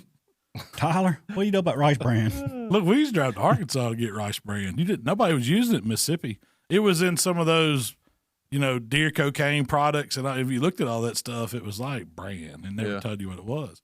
Well, over in Arkansas, where they're farming all this rice, you could go over, just like you can go down to Tunica and get cotton chop or whatever. Yeah. You could go over there and buy the rice bran. And it was $2 a 50-pound bag. I was like, man, you can't beat this. And it was only, I think, Crawfordsville, not too far across the river over there. And so me and Waylon would go over and get a pickup load of it and bring it back and just put it in a garage or something and use it when we could legally do it. Yeah. I still don't know if you could legally do rice bran because there's no way to. I guess you'd have to coat stuff with it, but it's pretty yeah. powdery. I mean, because it doesn't do. You could mix it in with your corn. If you dump it out on the ground, once it gets moisture on it, it doesn't do. Yeah, it doesn't do right. What's the thing everybody else does? Gets a peanut butter lid and screw to a tree. Screws to a tree. I've done. I ain't never done that. You never have. No. I wish I could find the picture. I think I told Mikey about this. It was back when we was running them big old mulcher cams, and we would take I think I bought it at Sam's Club. It was like one of the big industrial size tub. And you take the lid off and screw it through a tree, and you cut the bottom of the peanut butter jar off, and then screw it back into the lid, and you got the open, and the deer can come up, put it about deer head high, and they love it. Like, we got pictures of deer getting in it. When the coons figured that out, we had, I don't know how many coons got on, but the last time you could see the transition in the pictures, there was a coon. He stood straight up, and he was turning that peanut butter. He unscrewed it and then come back to the camera and walked off with it on his back leg. That sounds like Winnie the Pooh. I swear to God, he took our whole jar of peanut butter. So. I guess there's a sweet potato farm somewhere down in Tate County, Marshall County. We were talking about Vardaman's a capital. Vardaman's like truckloads. So we leased a piece of property one time, and we had to stand not on the property line, but you could see over into the next field across the ditch. And those guys had dumped a truckload. I'm talking about a dump truckload of sweet potatoes in the middle of the field. Now, I know that can't be legal. It can't be. And it was a mountain of them. I mean, it wasn't no trouble to see for hundreds of yards. Yeah. So I threw them. We was in hunting. It's been years ago. It was at Oxford, that hunting club. I threw them out like 5-gallon bucket. Mine dried up. Yeah, I did them at the house. I threw them out at the house, and they just kind of shriveled up. Yeah. Oh, there's one year we caught. They were reducing or getting rid of a bunch. I don't know what happened to the apples, but it was at Aldi, and I happened to know the guy at the store, and he's like, "Man, you don't know anybody needs some apples, do you?" I was like, "Yeah, I'll take them. How many you got?" And he's like, "It's a truck bed full." We took them to Oxford, a place we was leasing. Man, we dumped out. Man, dropped the tailgate, put it in reverse, slam on brakes. It was like Hansel and Gretel. We just made us trails of apples. The deer loved them, but so did the coons and possums and everything else. That's the bad thing about feeding, and that's something that tickles me to death. Like, these guys will buy these feeders, and they got coon-proof feeders. But back in the day, those coons would get up there and wreck those. Oh yeah, they'd hang upside down and reach up in there, and they tear up stuff, and they gonna get it. Yeah. Oh, coon's smart, real smart. When you start feeding, you can't pick what you're feeding. I don't guess. Yeah. I ain't never hunted with Will one time, and I shot the deer out from under his stand. So he probably ain't going back with me. Last year. This was it wasn't his stand. This was my stand. This is the turnip patch for everybody wondering. Stand, yeah. This was the one I usually hunt, and Will had went to it that one. I don't even know where I took Michael. I let Michael pick. He wanted to go to Hilltop. Yeah, y'all were at Hilltop. So I said, "We'll go down there. There's going to be a deer down there. I promise you, there's going to be a deer down." And you went over, I guess, to Mark's stand. I was in Mark's plot. Yeah, so we had that side of the property covered up, and it had done got Me and Michael watched a little buck that morning that we'd been seeing, and I don't know if Will, had he seen anything? No, see, that was a screw up. I left my phone at camp, and his phone was dead. Yeah. So we had no way to communicate.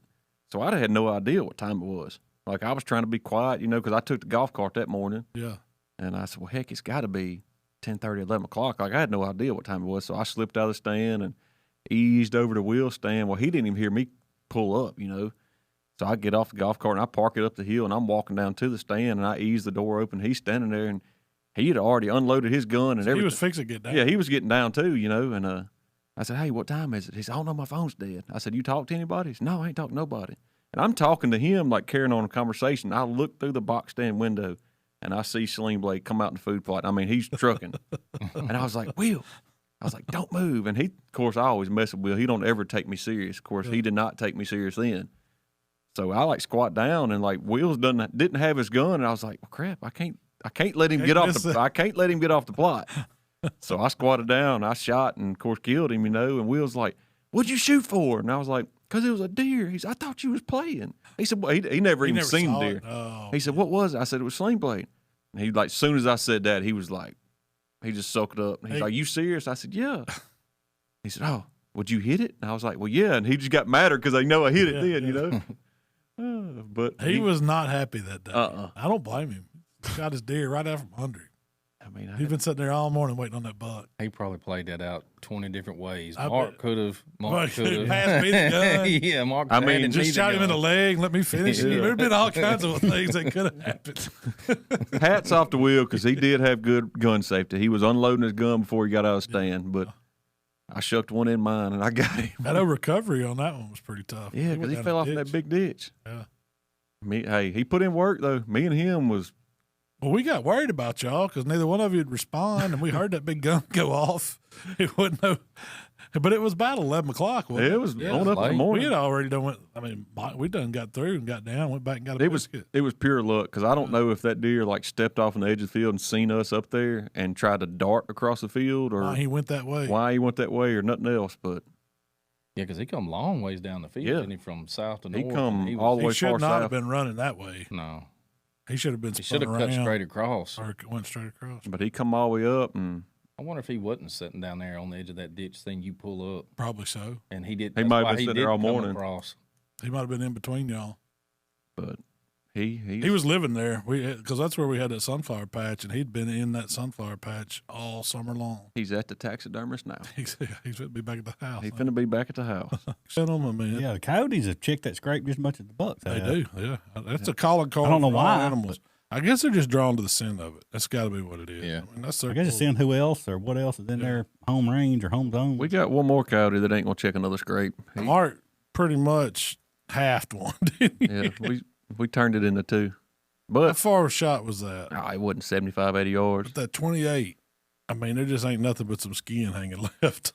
I'll be the first to tell you, when it comes to a coyote, I don't care if I just got in the stand, it's prime hunting time. If I see a coyote, I'm shooting it. Because to me, that's the worst thing you can have on your property. Yeah. And I just got in the stand, got the heater on, windows defrosted, and I just happened to look out a corner of my eye, and it come running across that field, and I was like, and he was running pretty fast. I was like, ain't no way I'll hit this coyote, running like that. So I just kind of just made some kind of racket to get him to stop, and he stopped and looked, and that was the last thing he done. He shouldn't have stopped. No. Man, we almost lost a Buck Junkies team member to coyotes last weekend. Waylon went full-blown panic mode. He'll sit out there. So my brother will sit out there till midnight, dark. Well after shooting light. He wants to get down, but they're in the field. He don't want to spook them. So it might be, I don't know, 5:45. I mean, I seen a message like, Waylon, I can't see my crosshairs. It's probably been 30 minutes that you could see, wasn't it? Yeah. And he's still hunting. Me and Michael got down. I know it was, 5:25. It was after shooting light. And I told Michael, I said, I bet Waylon ain't even thought about getting I knew Jamie wasn't going to like that either. Jamie's sitting there just waiting on him. So Waylon finally goes to get down. I guess he's walking back to where as soon as I got it, I ain't scared of them, but I can't stand a coyote. Because you can't see them for one. And they were pretty close to me. And then they lit up on Waylon, and man, they was close enough to me and Waylon, I could hear them growling. So, I mean, they was right on top of Waylon. Waylon said there was one chewing on a bone. They was circling him. I said, did you have your headlamp on? No, he didn't have a light. No, I didn't want to draw no attention to myself. He said, I want to be on their terms. He had a gun out. He said, hell yeah, I was toting it like SOCOM. He was walking around. Now, if y'all don't know who Waylon is, that's Malcolm's brother. And how tall is Waylon? I don't know, 5'6", maybe. Yeah, so he's kind of short, you know. And to have him in overalls and running, I would have loved to see that. He had hard debate on whether to come on toward the Can-Am to leave or go back to the stand for me to come get him. He didn't know which way to go. Man, I have walked like when we used to have a Big Trump stand over there where it was on the ditch, closer to the ditch. I've been sitting in that stand and got out, and they run right by my feet. That was right by the steps. They run that ditch. And I tried to shoot one. I mean, they ain't gonna mess with you. They ain't gonna jump on a full grown person. Not unless they bad, huh? Yeah, they'd have to be starving, and these weren't.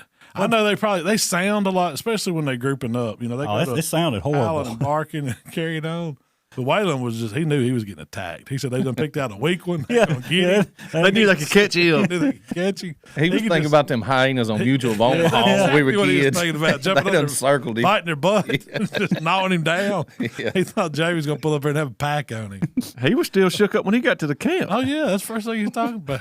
I said, Waylon and Cody's pretty close. Man, I ain't gonna lie. He said I was scared. He said I didn't like it. He said, man, he had the best hunt out of everybody, and the first thing he said was the Cody's going to get him. He seen I don't know how many deer he saw that night. He was over. He was in a zoo. He filmed a bunch. He got a pretty good 8-point buck working me. He was the boss of that field. He was running around with his chest poked out, working a scrape, kicking dirt back, thrashing the bush. I'm very surprised on that. Yeah, that was pretty cool. It wasn't a bad deer by no means. No, he's the video he sent did not do that deer justice because once we was looking Sunday it was Sunday afternoon and like actually pulling the pictures up and looking. Pretty good deer. He was a pretty good deer. Basically, this guy instead of putting a dog on a wounded deer or even pushing it any type of way, you call him. He's got it's 30,000. Yeah, drone with infrared, like 200 power camera. And you pretty much roughly know about where you last seen the deer shot it, and he'll pinpoint the infrared. And I mean, he can zoom down and say, well, that deer is down, or no, it's not dead yet, or whatever. And it's pretty impressive. I watched that one guy. He wouldn't show the total recovery on TikTok. They wouldn't allow him to do it or something like that. But he did, get over the top of it. Yeah, he's got to show you so much. You can go to YouTube channel. Yeah, when I was homesick this past week. Does thermal pick up a blood trail or something? Is that what it is? It'll show. I mean, he said up to. I mean, he's 48 hours later seeing just a temperature difference between the ground versus even though the deer is dead versus laying there, the body temperature. The biggest thing that I got from it was you're not pushing deer. And I know a lot of people like you look at some of the comments and they're like, "Oh, you're watching that deer suffer." No, yeah, a bad shot happened. Get it. Happens to the best of us. But you're not pushing that deer. You're allowing that deer. You're not making it. You're helping the situation instead of pushing that deer, running him, tracking him, losing him. Well, it's giving the deer justice. If you push it and lose it, you've killed a deer for nothing. You're not getting meat. Yeah. The deer's not getting any credit for anything. Versus if you find it, yes, you're. And I'm sure it's more to it than what we're getting from just the video. But just watching it, he'll go to where the deer was shot, and then he'll be up, I guess 150, 200 foot, and then do the thermal and look at, you can look at every animal out there that's putting off a heat trace. And they go, is that the deer? Yeah, he's bedded down right there. Then he'll zoom in, and that camera he's got. It's 200 times magnification. It'll show, you can see the rack of that deer laying on the ground. Are these cameras that you can put to a drone like you own, or do you have to buy a specific drone with it? Specific drone, I think. Is it? Yeah, like that drone he's got is pretty good size. Yeah. And I think the flight time's a lot more on those style drones, I'm assuming. But I wonder how long it takes him to recover one. Most of them, most of the videos I watched, like the longest one was 11 minutes. Yeah. From the time he took the drone off to the time he found the deer. 20 minutes, 10 minutes, something like that. It was one that's easier than a dog. Yeah,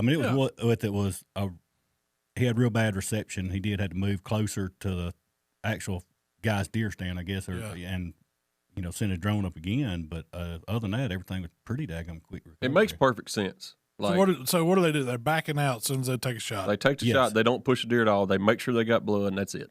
So they go to where they shot it usually, and then this guy's based out of Ohio. Don't follow the trail. Yes, Ohio, I think, where he's based out of. Remember? But he that's a good side hustle right there. So I want to say it was $450 for the drone, and then if he found the deer, it was like another $150. So. Holy smokes, that's high. Yeah, but I mean, some of the guys. It was several deer he found for this one guy that was. You killed a buck of a lifetime. You tell me I wouldn't pay $500 to get it? Yeah, yeah, but you know how that goes. Most of the time it's some old dink, so I shot a big one, man. Get out. Well, I mean that's not not a spike or a doe. Can you imagine paying $700? That's. I was thinking, $100. I'd probably. That's. But you figure 100. Throw a dog guy. So this guy travels.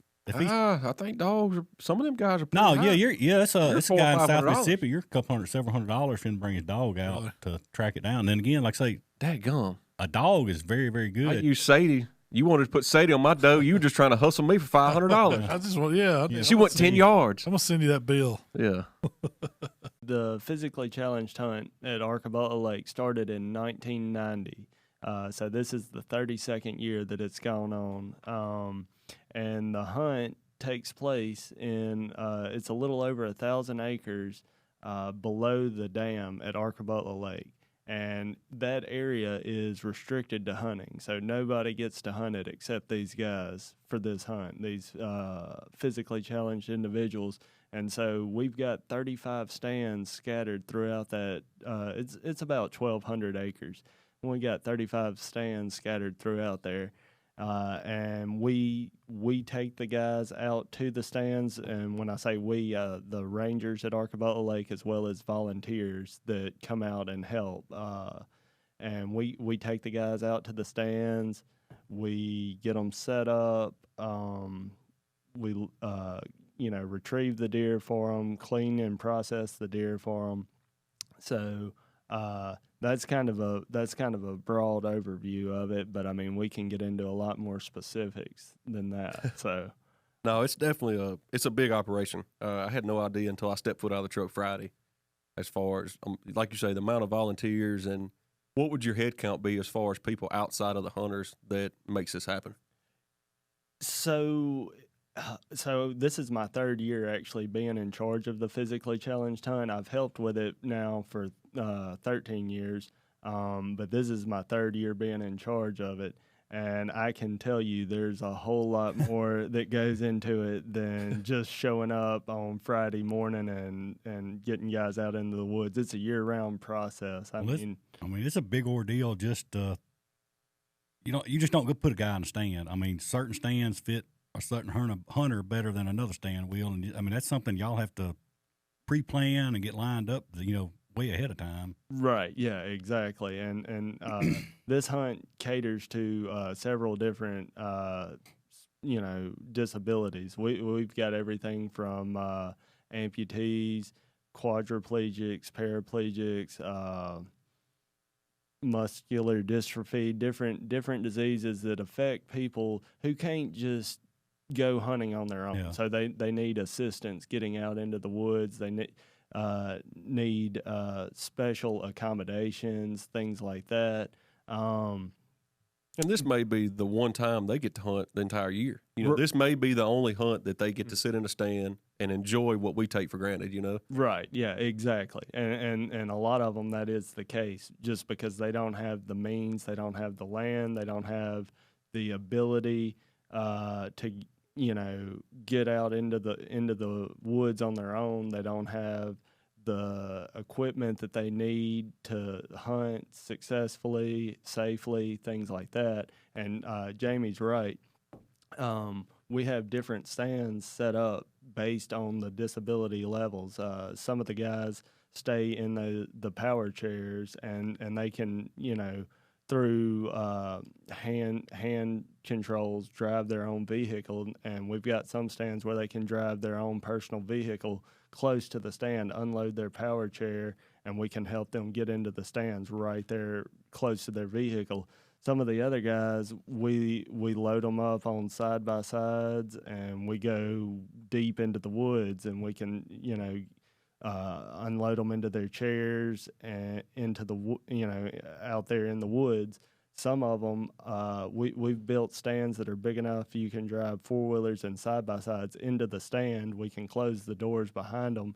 They can hunt from their 4-wheeler or side-by-side. That's pretty awesome. Yeah. And it really does vary. You guys got a little taste of that, having been there and worked it. You do kind of have to plan it. Rob has to do some coordination per person sometimes, almost, just depending on what the disability is. But it is amazing to watch the effort that those guys put in and the amount of service that they provide for each hunter, each person that comes. Yeah, I mean, even though Mississippi's got some of the best government land there is, the average guy still can't get a wheelchair or a track chair out to that government land to hunt. So a lot of them are very limited on what they can do as far as where to hunt. Right. Yeah. Exactly. And I think too, like it's not much info out there about this for people. You know, like I'm sure like somebody listening right now is going to be one of the ones like, man, I've never heard of that, but that's something, you know, maybe them or somebody they have want to get involved or be a participant, or when I pulled up, I was floored. Like I know I said that earlier, but I mean, it was one of them things you pull up and. Oh, Mark thought it was in a campground, all the campers and trailers and people. It was an awesome sight. And to see how many people come out to help, and, you know, I've seen guys Friday that come up with a 120-pound doe, and you just thought they shot a Boone and Crockett. And was tickled to death. And I mean, that got all over me. I'm soft-hearted anyway, but that got all over me. I ain't gonna lie. But it's a very, very neat operation, and that's something that one reason we want to have y'all on is to kind of just get some awareness out there on it, you know, because I know there's people that haven't heard about it, and this could be an opportunity for anybody. Right. So, and I would say Rob has just put an emphasis on trying to get a wide span of folks to come and try to participate, not just to volunteer, but folks that are hunters. And Rob, you can kind of speak on this if y'all want to, just where folks are coming from to be a part of this hunt. Yeah, so this year we had guys come from Texarkana, South Louisiana, over in Arkansas, up in Tennessee. So we got a lot of local states, but this coming weekend, so it's split up over 2 different weekends. But this coming weekend, we've actually got 2 guys flying in from California to hunt. So that's crazy. Yeah. That's awesome. Yeah, and they've been coming for probably 6 or 7 years now. So that's awesome. Yeah, that's what we were talking about this the other day. Like me and my good friend Hunter, when we was kids, like if it wasn't hunting season, we woke up in the morning, we put full on camouflage on, took the pellet rifle, and we went bird hunting. Yeah, and I mean we'd done that every weekend. But some of the worst trouble I ever got in was a kid was shooting. Man, I shot a red bird one time. Woo. We had done figured out. We punched a screen out in the bedroom. We baited them up with some bread out the window. Me and Waylon, we couldn't have been 5 and 6. I was 6, he was 5. We got Red Ryder BB guns a year before for Christmas, and man, we was wearing them out. We had to take them Kroger sack full. I know. My mama got home, had all these birds. So where'd you get all them birds, boy? So we shot them back in March. See, that's a good thing. My grandmother, she kept 4 or 5 bird feeders going, so it was pretty much baited up. Yeah, it was baited up. We were not allowed to hunt birds in the yard. Mom wouldn't let us do it. we could hunt them outside the yard. As long as it wasn't a red bird. Well, my dad didn't care because it's crapping all over the vehicle. So he's like, kill them birds. I don't care. Yeah, red bird's the only thing we couldn't do. Other than that, you're good. Yeah, I would never kill a red bird. Like the Boone and Crockett of bird hunting was one of them big old breasted robins. They'd be out there in the front yard just strutting. But them little, I call them Tweety birds. I don't know what they are. They're pretty hard to hit. They're fast and small. Little black and white chickadees. Yeah, They're the brown sparrows. It's little sparrows is what I always call them. I don't know. We call them Tweety birds, but yeah, the ones you see when you dove hunt that are probably endangered species. Yeah. Shooting a neighbor's parakeet or something. That's what we were wanting to make, a completely wild Brunswick stew. Rabbit, squirrel, deer, duck. Got it. Well, I want to eat some of it because I ain't never had anything y'all made that was bad. We got that. Yeah, the eating part we got down pat. Oh, yeah, I got the eating part. Yeah, cooking and eating, I got it. The killing sometimes not so much. I'm going to starve to death. I still ain't killed deer yet this year. It ain't for lack of seeing them. Yeah, no, that's on you. That ain't on nothing else. Well, now, on you. My wife, we've been together since 97, married since 97. I guess the other day, probably the first or second time she sat in a deer stand with me. And we actually seen, but nothing everything, like I say, nothing was in the food plot. Everything was in the woods eating acorns. I mean, you couldn't. Yeah. I mean, not saying I probably would have shot a doe, but you couldn't have if you'd wanted to. I started to text her the other day when y'all was hunting. Just tell Jamie if he don't kill a deer. I'm cut off. You ain't getting up here and not killing a deer, Jamie. Well, at least she went with you. You know, I bought a big old blind last year, box stand for mine, so she thought she might want to go. And that's 2 years ago. She ain't sat in it yet. Really? You ain't complaining because you sitting in that blind with the heater on. I don't sit in it a whole lot. Lie. I'm more of a lock-on guy, but I will get in one if it's raining. I don't like to get wet anymore. We pulled up there, walked upstairs, got in it. She's like, "This ain't hunting." I was like, "What?" She said, "Y'all got 2 office chairs, a heater." I mean, she said, "This ain't hunting." Room for all the snacks. Yeah. Yeah. Oh, she actually enjoyed it. We seen some deer. She enjoyed You it. do see deer in them. My theory is the more comfortable you are, the longer you can sit, the more deer you're going to see. Yeah. Because you can sit in them stands. You can stay in them all day. We was there till 11, and I wasn't wanting to get out. We was still seeing You don't even deer, realize. You get out there daylight, before you know it, it's noon. And it's like, man, if I have me a little lunch, I could probably sit till dark. Yeah, there were several days I packed my backpack, had a sandwich and stuff like that. I'd go out there and Honey sit bun, till 2 o'clock in the afternoon. That's where I shot. It my wasn't buck. hard. I sat there. I got to stand. It was one of them later morning ones. I didn't get down there, but it was about 10:30, I guess. And I sat till dark, and I've been there and seen deer. I think that makes it easier too, though. No, Yeah, if you wasn't see a deer seeing or nothing, you something, probably get yeah, on down. yeah. But I think the thing I still can't. I don't hunt mine very often. Really, I got it, and I hunt if it's raining or something like that, or really, really cold. But I still like to hear. I can't hear anything. yeah, you can't When hear out of I it. still like to be latched onto that tree where I can hear the leaves rustling, hear a grunt and all that. That's Yeah. the problem I have And with them. I do feel like I'm more with the woods, in the woods, whatever you want to call it. When I'm in my climbing stand, I do a box stand, but the box stand is nice. Oh, you go hunt that ground blind, and that deer comes out about 5 foot from you. Eye You level. with it. Oh yeah, Eye level. yep. The only deer I killed this year, I killed out of that blind, though, out of that box. Oh, really? stand. Yeah. It was Nice. and it was raining. I can tell you that ground blind with that new chair in it, it's It's other than you not being up in the air, you're pretty much in a secluded. stand. I mean, you put the Them heater. turkeys were so close I could hear them breathing. One of them had a cold. So you went by the house to a stand, a pond stand, which is like one of Jamie's favorite stands when he hunts, kind of the Jamie stand. Yeah.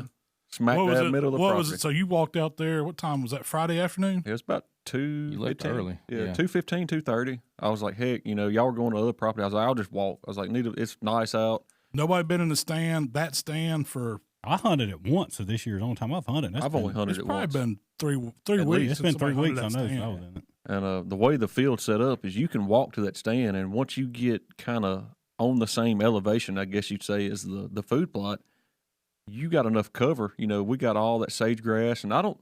It's the eco edge stuff. Yeah, we just left that eco edge. We didn't plant nothing there. That was I didn't just- plant nothing. I just left it growed up. And so I slipped up there, and I just happened to see a dark spot in the food plot. And I looked through binoculars, and it was covered up in does. I mean, it was probably anywhere from 10 to 12 does out there feeding. And I knew there was no way I was going to get to that stand without just getting flat busted. 200 yards from you, something Yeah, like that. yeah, they were probably 200 yards. So I got down and kind of hunkered down and eased up against that eco edge. And as dumb as it sounds, I got the old army crawl out and got close enough to where I could see the field. What you told me was you've been. What's the game? What's that game? I've been playing. So I'm not a gamer, but me and my wife got COVID back around Christmas. I went and bought an Xbox, got an Xbox delivered to the house, and I wasn't finna be bored for a week. And they had a game called Hunt Simulator on there. Yeah. It's harder than real freaking hunting. So I've been army crawling on this hunt simulator. I was like, heck, I'm supposed to put this to use. Like, I done learned this, And it panned So out. you got down on the belly. Got down on the belly, took my backpack off, eased up there, and I was about 150, 175 yards from where the deer were. There were some that feeded off to the edge where I couldn't see them. There was 4 or 5 that was in good sight, nothing between me and them. No sage grass, no nothing like that. And I picked the biggest doe out, laid that old 350 Legend across that backpack, and How far was that shot? about 170, 175. Did you actually range it? I didn't range it. I just have ranged that field enough to know about where it was at, because I could see when I shot that doe, I could see the camera in the background, and I was like, it was to the point to where I was scared. She was so close to the camera, if I shot and a bullet passed through her, I might hit the camera. Oh, really? But she ended up walking off a little bit and dropped her. She never took another step. And heck, it wasn't 2:30. I mean, Yeah. it was I got a early. text back. It was like we had sat in the stand. And you sent a text back with a dead doe. I was like, it ain't been 20 minutes. Oh, he busted up my squirrel hunt. I wasn't even gonna go deer hunting. I done decided I was like, I was sitting up at camp. Y'all had all left, and I opened my first beer, and I was like, I'm just gonna stay up here. We'll get dinner ready, and I got to looking, and all those squirrels are behind the camp. And I said, well, I'm gonna slip down here. I'm gonna kill 4 or 5 squirrels. Them squirrels were raising Cain when I got back to camp. And I thought maybe we'd have some squirrel and dumplings or something the next day. I have them cleaned up and done before they get back. And I got down there, I got set up, and before I even got set up real good, I heard Mark shoot. Boom! It's like, surely not. You think his gun went off, couldn't stand or something? What's he doing? So it wasn't long. He was like, bring the golf cart. I mean, it was one of them things like I wasn't going to be able to get in the stand. And either I was going to bust the whole field up. And I mean, it was enough deer out there. If they would have broke up and ran, they'd have tore that whole side of the woods up. It would have killed the rest of the day. Yeah. Maybe by right at dark. You might have had something slipping through, but I mean, 2:30 is as good as 4:30 any day. Hey, you can get it clean. And, but no, I called Mikey because I thought he was still going to hunt. I said, man, just bring the golf cart, come get me.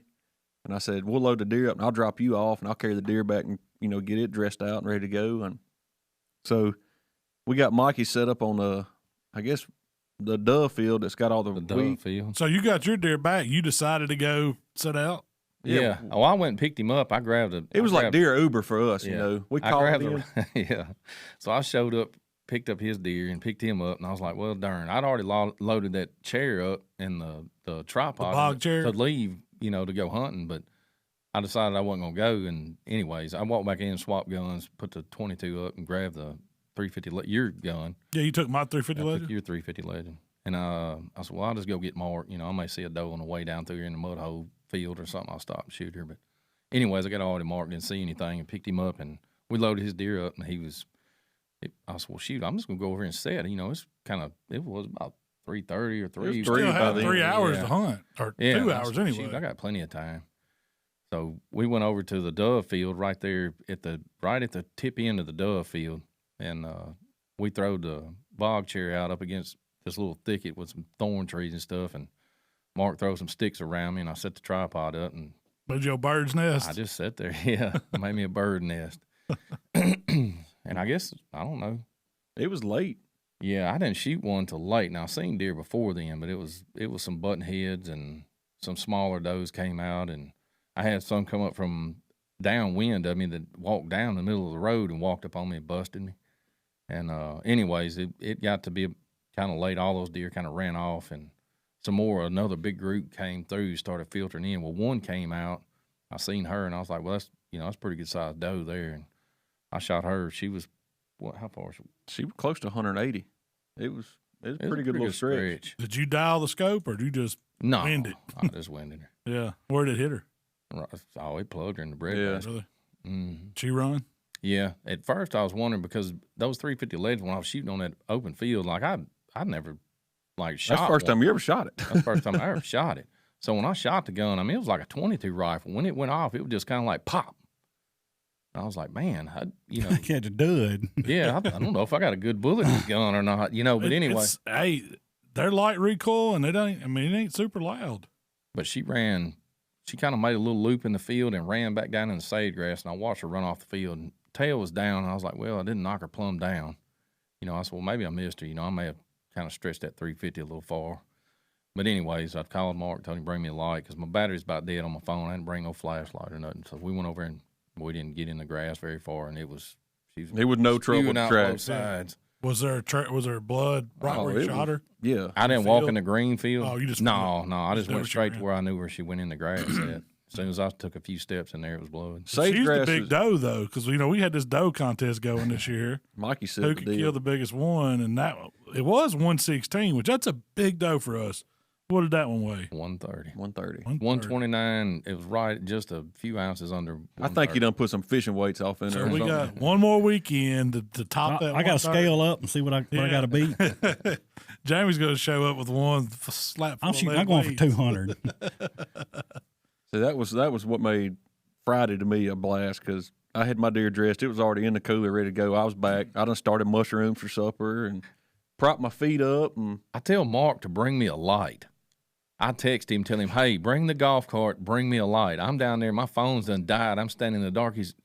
No, it was fixing to die. And Mark called me just enough time for me to answer, and it died. And I was like, hey, I'm right here down the side, and it died. Yeah. And then he seen me then, he come down there and he got off the golf cart and handed me a Miller Lite. He didn't say what kind. I got on there and caught up on the comments. I'm like, man, I didn't realize it was so many lumberjacks and loggers in this world. So what Mark's talking about is on TikTok. If y'all follow our TikTok channel, Jamie, this time of year, man, really it's probably too late right now. Yeah. But when y'all did it, it was like, well, according to the guy on TikTok, You're too wrong. early. Yeah, we're supposed to do it in the fall. what? You have a window to do this. Go ahead and finish. Well, what we're we'll talking get about is into hack that. and squirt. And what it is, it's a way of taking out undesirable trees when you got a lot of them to take out, and you want to open up your canopy, get some sunlight in. That's the whole point of Well, it. first off, this is not something that us four sit down like we're going to go out and do it.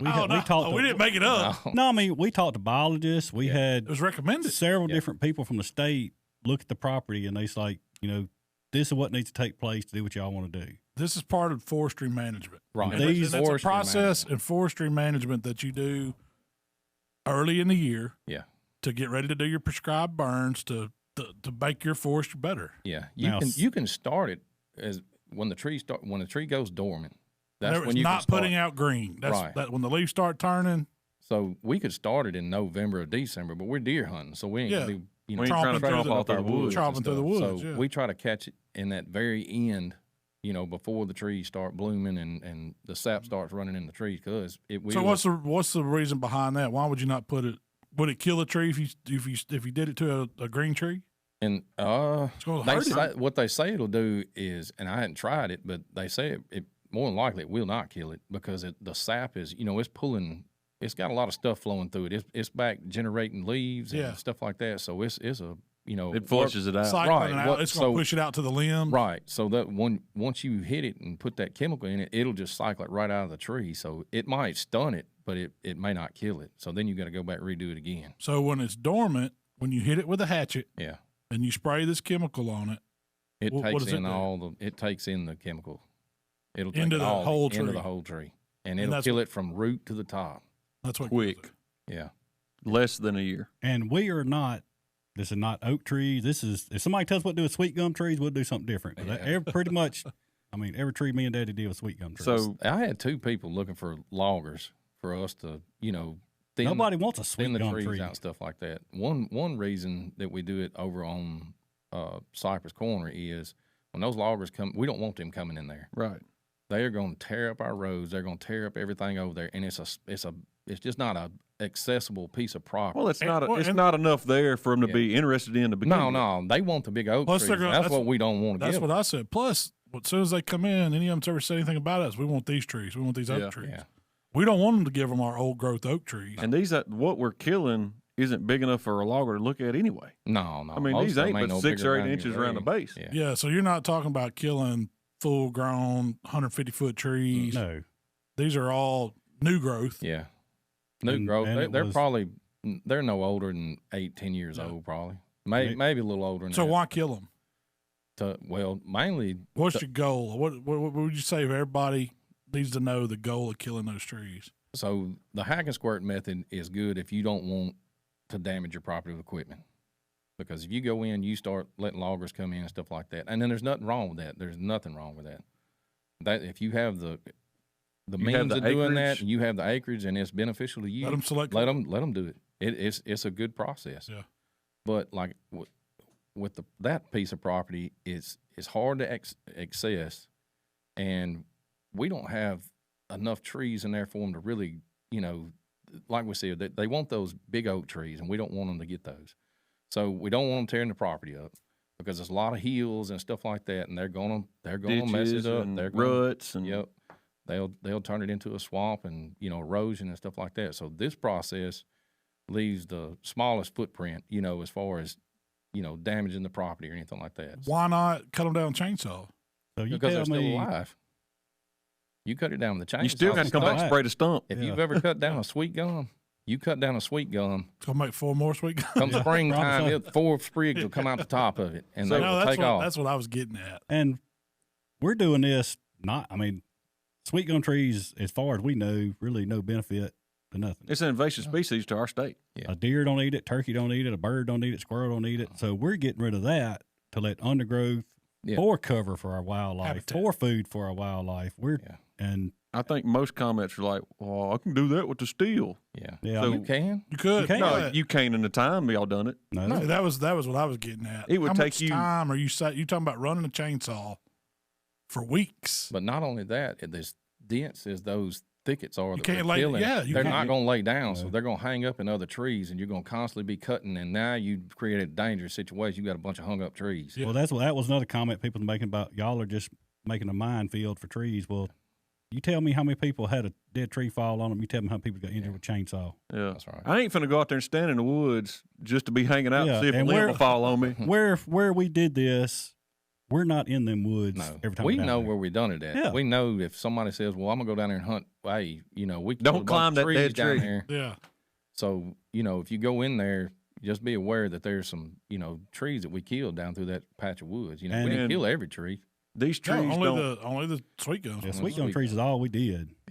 And two, a guy made a comment on there, and I should have wrote his name down or whatever. But anyways, he was stating, and it makes perfectly sense. And he does this hack and squirt, that killing them this way, the tree loses all its mass, so it's not a 200-pound limb up there. It's dry. Right. Yeah, full of Yeah, water and it's- sap. It's It a doesn't bone. pull. It's not Yeah. pulling your moisture out of your ground, so it's letting your desirables grow. Yeah. They're not foliating out. You're Yeah. not getting all the. They're not a leaves, so heavy sunlight's tree coming- standing that's going to want to fall. Yeah. Yes, it's going to fall, but when it falls, it's basically you already created mulch. When it Yeah. hits the ground, it's Yeah. going to bust up Break because it's up. just a dry Yeah. piece of wood. And we saw some of that last year. Now that was one thing I was wondering when you did it. How long is it going to take to kill, just say, a tree that's 6 inches around 8? Is that about the size of trees you were looking for? 6 to 8 Yeah, inches they around? were anywhere Yeah. from 2 inches in diameter up to about 8 inches, something Yeah. like that. They're dead in 6 months. So isn't that crazy? They're They're standing. they may try to foliate in the spring, but they'll be little shriveled up leaves, and then it'll just pretty much from there the process starts of it dying. Yeah. So All by right, the so- time we get there, during the fall, the tree's pretty much dead, and as much wind and stuff as we Yeah. get. The place where me and Mark done that last year, that whole bottom, the trees have laid down, and they're dead. They're laying on the ground, most of them. There's a few of the bigger ones that are still up, but most of those are on the ground and laying down there. And now it's grass fixing to grow in there, plus the Yeah. mulch, and it's good for the ground, and it's just. And It's then a- all that going to go back and create cover and food and everything Yeah. for, all the wildlife. All right, so why didn't we hinge cut them? That was another question I had. Y'all know what hinge cutting Yeah. is. So So when's the time and place to do that versus if you want to create a almost an inaccessible thicket for deer or for you Anything. but yeah, so when the process of hinge cutting is you're not cutting the tree completely off. You're cutting it until it bends over and it lays on Kinda touches the ground. touches the ground. The tree's still alive, and it is a good process if you want to create a thicket for deer to lay in. that's what I thought. Now, you're Bedding pretty much areas? not going to be riding a four-wheeler in there or going in there accessing that too much. But where we did it is so thick, that wouldn't work, period. No. Again, you wouldn't make the tree fall because it's so thick. Yeah. And to me, hinge cutting it, you're not putting any more sunlight to that ground to create foliage or anything else. You're getting a little bit, but not like. Because that what tree we're still doing. lives. It still puts out. Yeah, it it's still just puts going to out. make a bush pretty much, Yeah. right? And it eventually probably will die Die. if it breaks on over or you cut it too far or something like that. Yeah. But a lot of the people that I watch do that, and I'm gonna do some of that on some of our property. And, create Select areas. select areas Yeah. that it may not be at an acre or maybe 2 acres. I'm gonna do that in places we don't ever go or Sanctuary fool type, with, sanctuary, right, type places. type places. I'm gonna hinge cut and put those in. But where we're doing this, that's our main forest. That's our main place that our deer Full of oak move trees. around, full of Yeah. oak trees. That's where they feed at night, and we're just trying to start the process of being able to get those desirable trees in better shape and the forest in better shape in those areas. So they're going to put on more mass because Mhm. they don't have as much competition with these Yeah. little trees. And it could have been just pure coincidence, but where we done it last year, all those oak trees right there along that road put way more acorns off this year than I've ever I seen. noticed that too. But you got to think how many trees come out of there. Yeah. Yeah. So I mean, it's more to it than you're just trying to kill a tree. And yes, you're trying to get rid of your undesirable trees, but it's more to it than that. And yeah, you could run through there with a chainsaw all you want, but you'd still be down there cutting. And we can knock out 500 trees in a couple hours. Yeah. If you've ever seen a gum thicket, I mean, you pretty much there's no limbs inside of there for anything to build a nest in except for the tree top. after tree. They just look like a bunch of toothpicks sticking up out there, and there's nothing uses them. So what happens? Those grow like that. It's because more time that was some kind of field, it was or something that used to be some kind of cropland or something that people just let go. They just let it go, and that's the most invasive tree. Yeah, them trees are going windblown seed. Yeah, they gonna grow faster and get taller and bigger quicker than oak tree will. Yeah. So they gonna, if it was oak trees there, they drown them out. You got a lot of different trees. They're all of them are different. You got acorn trees. I mean, that has a seed that drops on the ground, and like sweet gums, some other invasive ones, they're windblown seeds, so they just kind of it blows through the air. And even if you ain't even got a 1,000-acre hay field, don't cut it for about 2 years and see what pops up in it. It'll be sweet gums. It'll be sweet gums. We're already first. seeing it, and you can see it more so on hillsides where the wind does blow and it catches a lot of it. Get sweet gums and thorn trees. Yep. What is it? Crap. What's that one tree? This has got the big thorns on it. Not thorns. What? Black locust. Yeah, locust tree. And the other thing was, why don't y'all use that for firewood? You asking for a chimney fire trying to burn some sweet gum.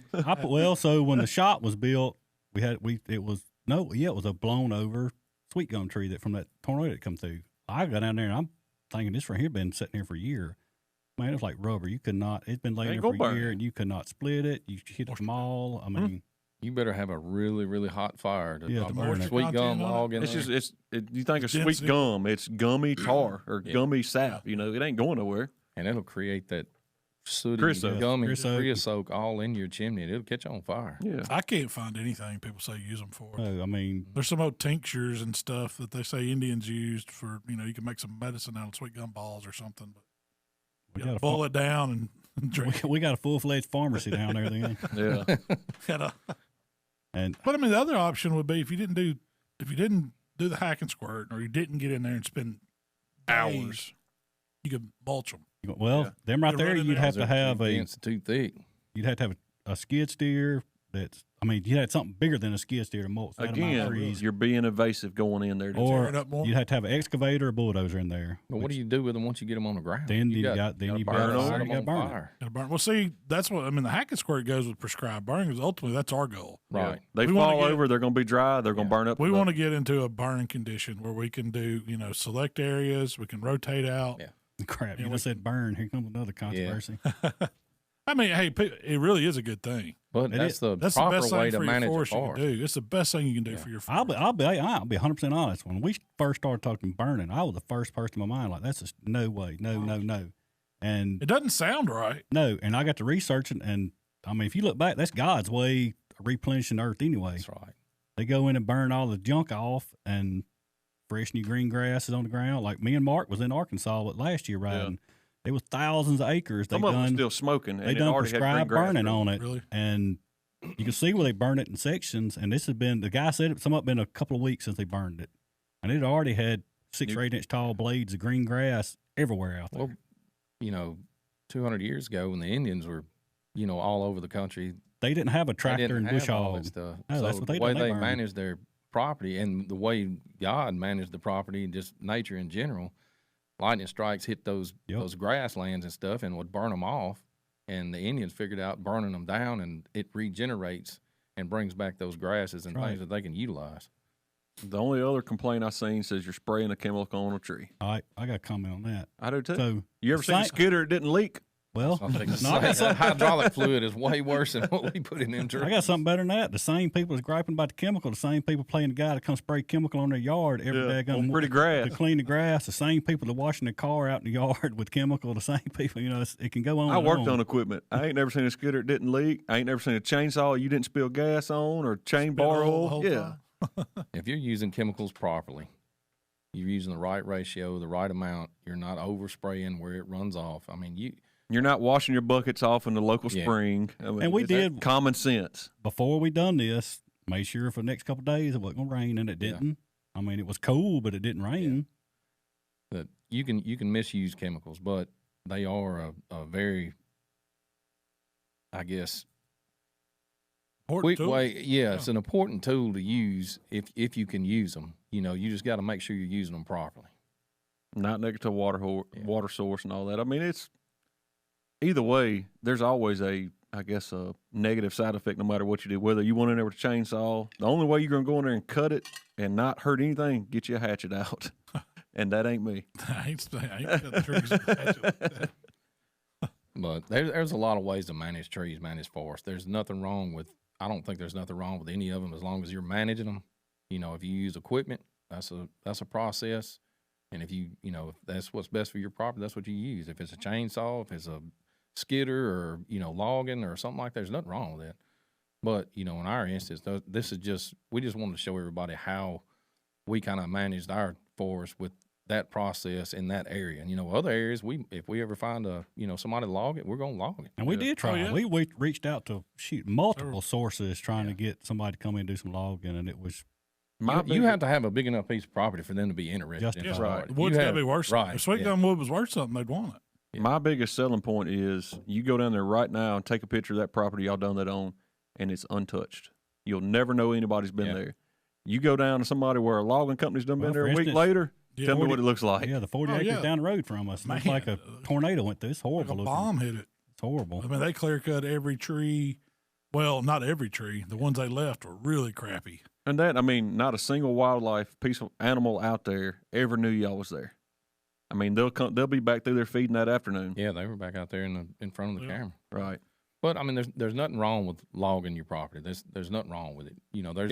There's different contracts you can get, and that's something you need to be careful of. When you hire somebody, you make sure it's in the contract that they put your roads back the way they found them, and different things. You need to get somebody, a forester or something, to negotiate that for you. You don't say me and Mikey talked to the guy, and that's what he was very, very, very pushed is watch what your contract says, because just because a logger guy's gonna come log, you better make sure what you're getting and what they're leaving. Yeah, because some of them will come in there and I'm not.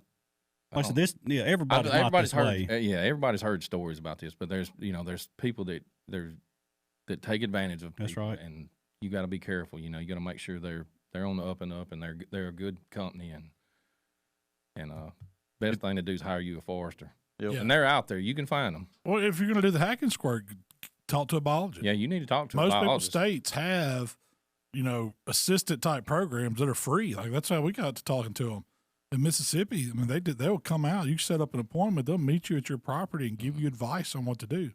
They want to make the land better too. So that's one of those services. And we pay taxes. It pays their salary. And we were asked, I guess it was last year when we met down there, like, what do y'all want? Do y'all want a beautiful property that's you're going to turn around and turn profit on timber, or do you want a property for wildlife and game and whatever? And that's what we're going totally towards. Different. Yeah, they are. That is a totally different management process. Yeah, if we're doing timber for money, we'd have come in there with the equipment and took it all out and set it back out and been done. But if you're from a deer hunting perspective or just a hunting in general, what we want to do, we want to be the least impact on the land. Yeah. You find you a biologist in your area, and the state has them. We've had John Grucci on here. He spoke about some things that he helped us do, and he's not our biologist up here anymore. Yeah. We got a new one, but you talk to those guys and let them come out, let them get on your property and kind of accept. I ain't even saying that. Right. Assess. Yeah, tongue twisted there for a minute. Assess your property, and then you tell them, like, they're going to ask you, what do you want to do?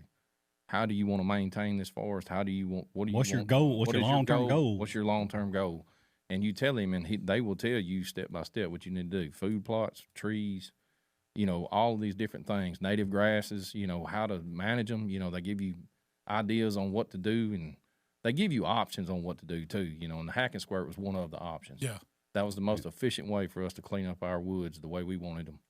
And pretty much what we took out the other day, in the past 2 years, we've gone and replanted that in different locations. I mean, that's exactly what you do. We've probably, I ain't gonna say we planted as many trees as we killed, because it's a lot harder to plant trees than it is. We hacked a lot of trees. But we've put mass bearing, desirable trees back. We've planted taken out the non-desirables. We've planted 100 oak trees, and I don't know how many persimmon trees and different things that our animals are going to utilize, so the trees that we took out, we've replaced those back. We just didn't go out and wipe them out. And we did find, I think, what I tell you, 2 persimmon trees in that thicket, and we left them in there. But we dodged all those. Yeah. So we're going to the Ultimate Sports Show in Grand Rapids, Michigan. And it's a hunting and fishing extravaganza, right? It must be pretty large because I talked to the guys this morning, and he says they're all driving their trucks into the building to unload, pulling a U-Haul trailer inside the building. Yeah. So it must be a pretty good-sized facility. That's just convention center or something. Yeah. I mean, they had those.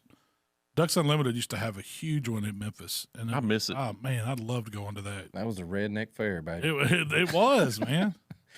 I waited all year for that. And it was always in a hot time of the year down here. It's like too. July. It's like June or July, but still, I didn't care. Man, they had you could test out the latest models of the 4-wheelers. New trucks. Shoot shotguns. You could get all the new flavors of Copenhagen and Skull. They just passed that. It was fishing and hunting, though. Yeah. It had everything. You go through all the new boats. Heck, we met the duck man there. Yeah. Riding Bigfoot. I remember riding in Bigfoot. They had Bigfoot They there. had Bigfoot there. I know. If you signed up to drink beer, if you got your beer wristband, Yeah. they wouldn't let you shoot the guns No. or drive anything. Yeah, you had to get your stuff out of the way in the morning. Go ahead and do all that. Yeah. That's what we would do. We'd get there when it first opened, because there wasn't big a crowd. I don't know how many people that drew in then. Man, you could find some imagine that. deals there too. Yeah, I've got a lot of duck hunting stuff. That last day, if you went on that Sunday, those vendors didn't want to load a lot of that That's stuff what it up, is. and it's been touched and handled, and they would cut you a pretty good deal and stuff. They knock it down about 50%. Yeah, well, a lot of times those guys are just going to the next show. They're having Mm-hmm. that stuff already delivered there. They don't want to take that inventory with them. Well, didn't they do like a yearly, like a year's picture? Like every year it was a different Ducks Unlimited photo, kind of like the duck stamps they do. You could buy the big picture. Oh, yeah. Yeah, Prints, they had all the prints yeah. in there. That was another thing. Like you went in there, they had all those prints. Those Ducks Unlimited prints. I bought pictures up there before hanging in my house and stuff. I always like looking at those traveling mounts. They had all these record class bucks. They would set up indoors in one of the big booths. Man, they had some wild racks. There was a booth up there. I guess I don't know. It's been a few years that they came up there, but they had each state's record deer on the wall. Yeah. I think that was a traveling thing. Like they had their own semi trailer. That's what you were talking about. Yeah, The you trailer. could walk in it and all that. I've seen it at the boat show once or twice. It wasn't near as big as that one. So we used to always go to the Mid-South Boat Show too, and it was always fun. I remember going through. We'd go through all the boats like we was gonna buy one. Go through them high dollar. Set in them. Yeah. Me and Daddy went a couple of weeks ago to look at a boat. Was it the Mid-South Boat Show I guess it was a boat show. I guess it was a Mid-South. down at the old Cook Convention Center? Or is that? No, it was at the Ag Center out in Yeah. Germantown. It Oh, that's where wasn't they had the Ducks Unlimited then. the guy from Sardis that Daddy actually bought his boat from. They're about the only fishing boat. Yeah. You thing get they so had much up more there. stuff in there now. Like I was looking this morning for the Ultimate Sports Show. You can have they had it set up where you had vendor spots and then you had unrelated vendor spots or not. I forgot what term, what verbiage they use, but it was basically like if you were in there selling candles, that vendor spot costs more than a regular vendor spot. Because that's like you said, y'all went up there and they were selling potpourri and hot tubs. What are they trying to discourage them from going in there? I guess. Because it's not just making it a regular flea market type thing. We went to the hunting and fishing extravaganza years ago when they had it, and what was it? I think that kind of took the place of Ducks Unlimited thing afterwards. I think. And I think Daddy or somebody asked, what is extravaganza? And we left. He says, I know what it means. Ain't crap here. Ain't nothing here. Yeah, Turned into a flea market. Yeah, it did. I think they still have that because I think I took the kids small. to one somewhere. It was really small, though. And there wasn't nothing. It was all closed, and that was there's a few other things in there, but it wasn't. You ain't gonna beat the old Ducks Unlimited show. Oh man, no, you I don't would know if they you would do see anything all with the that. new lures, all the new fishing poles, all the new guns. All the Chevrolet hunting would lease their stuff. new trucks. They would have all kinds of stuff there. Duck calls, turkey calls. You got to meet all the. They even had seminars. Yeah. I met Phil Robertson and Godwin there. Yeah. Years ago. That was back in probably early 90s? 2000, late Selling 90s probably. Bulk duck calls. Duck weren't calls. Yeah. They were in plastic bins. Yeah, You can get them for $5 a piece. I've been blowed on about 2,000 people all weekend. Heck, they used to bring the trout tank. Y'all remember that as a kid? Yeah. You had the trout. You could get the little fishing pole with a little trout bait on it. We need to see if there's something like that around again. I don't think it is. Not close to us. I don't know. I haven't seen it in a long time. I don't know why that left. There is actually now this isn't extravaganza. It's just they're having down in Senatobia for their, I guess it's like a Main Street, how they do these little festivals like we have the Water Tower Festival. They're having a wild game cook off and beer festival this weekend in Senatobia. If anybody's in the area, I looked at. It's the first I found out about it. I said, "Man, we should have been there." Buck Junkies could have put a team in. Yeah, because they're cooking. They're doing fish, fowl, small game, big game, and side dish. All 5 categories of wild game cooking. Plus, you can taste all this, like 40 different craft beer vendors going to be there. That you're going to have outdoor industry type people vending there, supposedly. And it sounds pretty cool. Man, it'll be too late. What are you doing Saturday? I'm trying to turkey hunt. Try to take Michael turkey hunt. You think we can turkey hunt and make it up there and cook? Maybe we can get up, shoot a turkey about 6:15, and then be up there by 10 o'clock, and we'll just have to go hang out. You have to just take the turkey with you. Yeah, but our buddies from the land bank's cooking crawfish. For everybody knows them, you can go to their booth, and they're going to give you some crawfish. So I said, I might have to go up there and check that out. I think those guys listen to our podcast. They heard us talking about, when I mentioned something about hunting turkeys from blind or deer stand. We got people listening. Hey, so would they tell you that's highly illegal in Michigan? That is illegal. Really? You cannot hunt turkeys from an elevated platform of any sort in Michigan. So Mark kind of gave me the heads up, said, "Man, you might not want to mention doing that." And I was like, "Well, I didn't know. I mean, I went and looked in the regulations in Mississippi, and I can't find anything about it being illegal in the state of Mississippi. In fact, there's some places that say you have some of the stuff I found says you have it's no advantage, but in places where they have, like a fall turkey season, a lot of guys do it, so I don't know, what do I know about turkey hunting? I'm new to it, but have y'all ever heard it's illegal in Mississippi? I never heard it was. I've never thought about it. Yeah. I mean, most people just don't do it. Yeah. I mean, we got places that it's possible to do it, you know, where we had the stands at, and, you could set up there. And I don't know how. My thinking was, during deer season, when I see turkeys, man, they don't ever look up and see what you're doing up in the stand. No, they're like a chicken. They'll drown. Yeah. If it rains, a chicken won't look up. They always say if chicken looks up, it'll die. It'll drown. I don't know if that's true with turkey. Well, it is. A friend of mine, they raised turkeys one time, and all the little poults or whatever, he said a big rainstorm came, and he had like 10 or 12 of them off a few turkeys, and he said every one of them drowned. Really? They all stood. They don't there really look up. They were sitting there. A chicken will. A chicken won't know where that rain's coming from, and it'll stand and look straight up. Now I didn't see it. He was just telling me about it. He said he wouldn't. He had never had no look. He said they were just so stupid when they were little that they didn't know. I'm telling you, a turkey ain't that smart. It's just scared to death of everything. Yeah, I've heard that. Yeah, he's smart. I don't know. So if, for instance, if you was to hunt out a box stand turkey hunt, what's that going to do to your pattern on your shotgun? Because you're going to change your aim point. I mean, it's going to change your aim point and your angle, I guess. But you're going to blow all the tail feathers off because all the pellets are going to go right down to the fan. Yeah, that would be the disadvantage of doing it for sure. It'd be elevated when you shoot down. You're shooting right into the body. I ain't trying to shoot him in the top of the head. I'm shooting him at the base of the neck. I'm going to blow his feet off. Toenails and all. But no, we had a big time in Michigan again. Thank them guys, and thank you for keeping us straight on the Michigan law. We was going to bring our climbing stands and go turkey hunting, but I don't guess we are now. Not in Michigan, you ain't. No. No, it's always don't take our advice when it comes to rules and regulations of your local hunting area. Sometimes we get to talking before we research. So. Yeah. Talk from experience. I am no expert. I'll be the first to tell you. I'm here to learn. Sometimes you learn a hard lesson. You get a ticket. When that little green truck shows up, you know that, hey, we wasn't supposed to do that. We need to call game warden and ask him, hey, man. Yeah. Will or Mike or Zane, I don't know. If you ain't seen it written, we might not want to poke that bear. Yeah. We may have all kind of new turkey laws next year. They may. I don't think very many people would hunt because you're kind of running and gun. Most people run and gun when they turkey hunt, right? Yeah. When you're hunting big property, you have to, but like down there, I mean, you're not. You know where the turkeys are coming. Yeah. I mean, you can run and gun down there, but you're not like you're not covering 2 and 3 miles like Daddy used to do. You're pretty close quarters down there. So next, Jamie, you got on here thermals. Yep. I really like the thermals. Now we first got to seeing them with our buddy John Deere, man. I mean, predator hunting. Yeah, you use them for coyotes. That's a big thing now. The ones we were used were more handheld. Come a long way. Yeah, they were it wasn't monocle. Was it a monocle that he had? He had a binocular. Binocular with the thermal on it. And then it would show it on an iPad. You could see it, and he had a thermal scope on a rifle. Now, that's pretty slick setup. But those jokers, you ain't talking about cheap. They're expensive.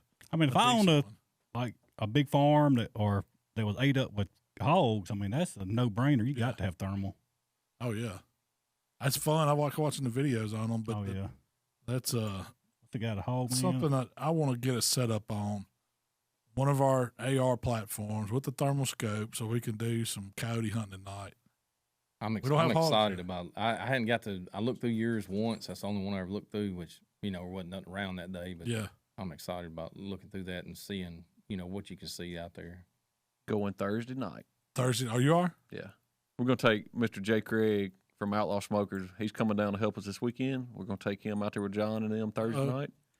He thought deer hunt was illegal. He's really going to think this is sketchy. But that takes us to this is my topic here. Go for it, Jamie. I'm gonna let you handle that. Thermal drone. I am Tell on us about fire to buy one.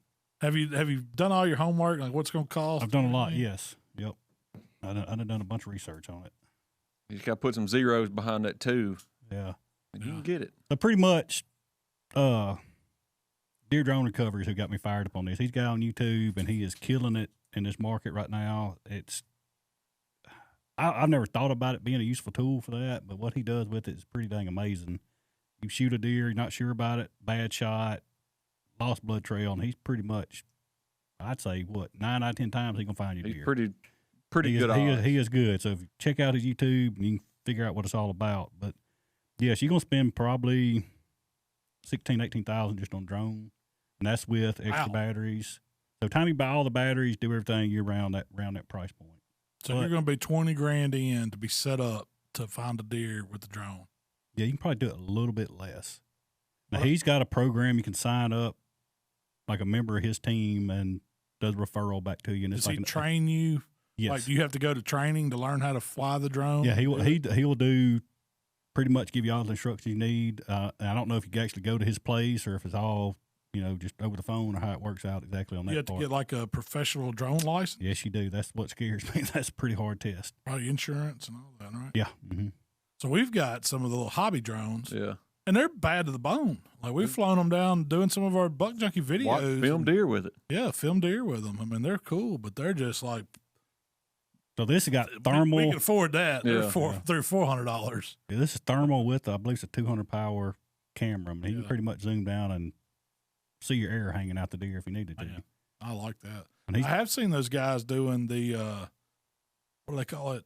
Survey? Yes. He's doing a herd analysis of your property. He can go in or whoever got this drone rather can go in and early in the morning, any cloudy day, and he can pretty much count the does and bucks on your property to a certain extent. But it's pretty accurate. Is he using the thermal to find those and then switch to like regular video too? Switch to the 4K and then look at them and see what it is. Man. I was going to ask how that would work, like right now, like with everything greening back up. Don't matter. Yeah, but you're going to be able to see it with the regular camera. You'll be able to see an animal. It's still thermal, yes. As far as regular camera, I guess it kind of depends on how thick it is. So it kind of depends on the canopy of the forest. Yeah. And stuff. Now regular thermal, it don't really matter. It'll show it up. He can get a count, but he can't tell you what it is. Yeah. Well, I tell you, the first time we went with John and them out there and done that, and we got out in the middle of that bean field at night. I don't know what time it was, but you turn that binocular on, you don't realize how many critters are out there with you. Oh, it was. I mean, the field mice were just everywhere. It looked like ants. It's something. If you've never done it, definitely try to get your hands on one just to check it out. I wonder if he does like turkey surveys. How many turkeys you have? So one thing I was reading You about. see turkeys on a roost with it? I don't know if will the thermal show as much. Yeah, with their thermal's feathers? not the feathers are the key factor to that. Mark saw something with the thermal feathers. Yeah, Yeah. did. So I don't know. I'm definitely interested in it, and I've been talking back and forth with them up there, and I don't know if it's. So I think it's worth it, Jamie. Spend that $20,000. Hey, I need a raise. What kind of bonus work we got coming up? I got a bunch of trees need moved. Also, and side work. I wouldn't mind if people responding back to this. Would you pay? So I want to say his rate's $450 to come out, another $100 if you find it. So you're $500 to $550 to find a deer. Would you pay it? If I thought I shot a trophy deer, if my son did, I could see that. I agree. You're going to spend so say you call a guy with a dog, you're going to give him gas money at least $100. That's At least. that's Most cheap now. You're going to spend. I'd say you probably spend $150 at least. Most of the stuff I've seen around here on just stuff I've seen on Facebook, anywhere from $150 to $400 for somebody to bring a dog out. Yeah. And then if the deer's wounded, what have you done? I mean, I'm not knocking a dog, by no means. But a dog's gonna push it. A dog can push a deer. Yeah. So with that drone, he can tell if that deer is wounded, if it's alive, it's going to make it. That deer will never know he's on that drone. And he doesn't jump him up out of a bed. Doesn't jump him up. It can drop a pinpoint location where that deer is down at. And you can go send it to your phone. It's even got a spotlight. You can hover above it and turn that light on and go until you get to it. And it's all legal. Yep. There's some gray area for me, though. Like, at what point is harassment of life? No, it's not even that. It's like, all right, you have a non-fatal shot on that animal. You leave it alone. How do you know it's fatal or non-fatal? You're not going to. Like, at what point do you say, all right, I'll go out there and finish that deer? I'll go out there next morning, I'll shoot and kill that deer. All right, did you shoot and kill the deer with the second shot? Or did you use the drone to find a deer that was not going to die and then you kill it? So, more than likely. To me, that's the great question. If you shoot a deer in the afternoon, it's going to be 2 or 3 hours for him or somebody could get there, most likely. So, you're already 3 or 4 hours in. If that deer is not dead by then, probably good chance it might survive. Yeah, good chance it is going to make it. And I've seen him where he zoomed in enough, you could see, well, man, I hit it low in the front leg or high in the back, something that's not really most likely. You can see where it's been hit a lot of times. Correct, yes. Wow. And that's a good thing too. Like if you called him and he was off, it gives you time to sit there and not push it, show up 4, 5, 6 hours later, and then you can assess it from there. And that drone, from what I'm understanding, infrared, depending on even several, like 8, 10, 12 hours after the shot, even if the deer is dead, when animal dies, when it starts breaking down, it's putting off heat, so it's still able to read thermal. Yeah, it's definitely interesting. I like the fact of it. I think it's still very new, and I think there's still a lot of unknown questions and stuff that's going to have to adapt and figure out as time goes on. But you're not going to push that deer. Technology's a bad thing. I like it. I think it helps. And if there was something like that in our area, I think most people would say they would. Yeah. Well, if you've never experienced that, I have. Make a bad shot on a deer and didn't find it. That's a miserable feeling for days. It ain't like you go to bed and forget about it. And then you find him a week, 2, 3 weeks later, or something like that, or later on down, and somebody else finds it. It jumped the fence, went on somebody else's property, find a dead deer. It's hard. We found one this year on ours from somebody else. Yeah. And the thing about it is, this is not like limited to deer hunting. They can go anything for cattle, livestock, even somebody that's lost. Search and rescue. You can go to. He found that guy's dog that got swept down the river or something like that. Yeah, lost. A guy had his tracking dog, and the dog wouldn't bark. It got loose off. The guy had it on lead, best I remember, and the lead got out of the guy's hand. Anyway, he actually downloaded a siren sound on the drone because he said the dog would howl at a siren. So he flew it around, no response, turned the thermal on, found the dog. It was by a creek. Its lead had got tangled up in the tree, and the dog was there. And found the guy's dog. He's like, I don't care what it costs. That's my dog. I want it. Yeah. That's amazing. There's definitely a lot of options out there for it. There's been times where I've been lost. I hope somebody had thermal to find me sometimes. Not spending $500 to find you more.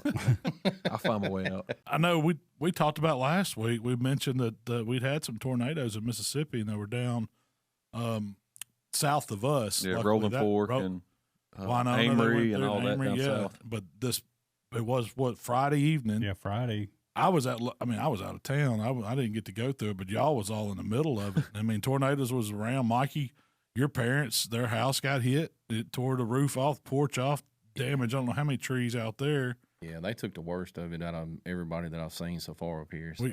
There was loss of lives in Mississippi, Arkansas, Tennessee. Yeah, Covington, Little Rock, McNairy County up there where my folks are, and we got a lot of friends up there that are in the harm's way up there. It was scary stuff, man. I got out of Dodge. I ain't gonna lie. We was at a contest, and we've cooked a lot of contests, and I've never seen. Hats off to Atoka and the firemen and everybody that was involved in this, but they took this serious. And when they called a meeting, like a mandatory meeting early, of course, Jay, he was on pins and needles anyway, I think, but he said, we getting out of here? And I said, well, and it wasn't 5 minutes later, I looked at the radar, and that tornado come across Little Rock it had his bullseye on us. We went to Hooters, and we went to Bartlett. We got away from it, sat at Hooters. Yeah, y'all made a big, huge U-turn and went in front and back behind the storm. Where did you go, Jamie? Well, safe room. Yeah, I was. I had all my truck packed, my bags packed, and Martin had left out earlier than me on Friday, but my daughter's getting home from school. My wife and Mark's wife was home. My wife's home. I'm like, man, they're all kind of freaking out, kind of scared. I'm like, man, There's nothing I can really do tonight anyway, so I stayed home and then left out about 4 o'clock Saturday morning and headed up to Atoka. Did y'all hit the shelter? Yeah, Emily, we had dogs. My daughter packed enough stuff to we could go on vacation. Much stuff she pre-planned for a long survival. But yeah, we went down to Mark's house and watched TV for a little while. It's like the last minute, and then jumped in storm cellar. Yeah. I mean, that's about all you can do is hope, pray. I mean, for real. I'm not scared of storm. Storms don't really bother me. I don't pay attention to Emily sent me a picture. Jamie was the first one in the storm shelter. No. These we've had some hit close to home. I mean, it's no joke. It's nerve-wracking. It's one of the biggest things is that I'm impressed with is just the power of those. If you've never been like ground level, like standing there where one came through, and I've seen them from the road and stuff like that. But once I got in my parents' yard and the property they own behind it, it's a disaster. I mean, it is. It's hard to imagine. Yeah, it's ruined. Well, that kind of got me to thinking on top of it. What do you do? So we own hunting property. You get storms like that come through, and y'all see what it does to the trees. It just destroys your habitat. You start over. I mean, you have to, right? Pretty much. Yes, and so that place, me and Mikey up our house, heck, we've hunted for 20 years. Tornado hit it 3 years ago. 3 years ago. You can't walk 10 yards and so many trees down. Well, that's where we had to go cut Daddy's deer out. Yeah, Daddy killed a deer, and we literally had to cut a path to get to it to even drag it out. But yes and no. I mean, your pretty habitat's gone, but the cover is fantastic for deer and turkey. But that was what I was going to get at, Jamie. Does it improve it as a way? Because you got to think it's taking down some of these old tall trees. New growth coming in. New growth coming in. New things are going. It's making bedding areas. Is it easy to hunt? No.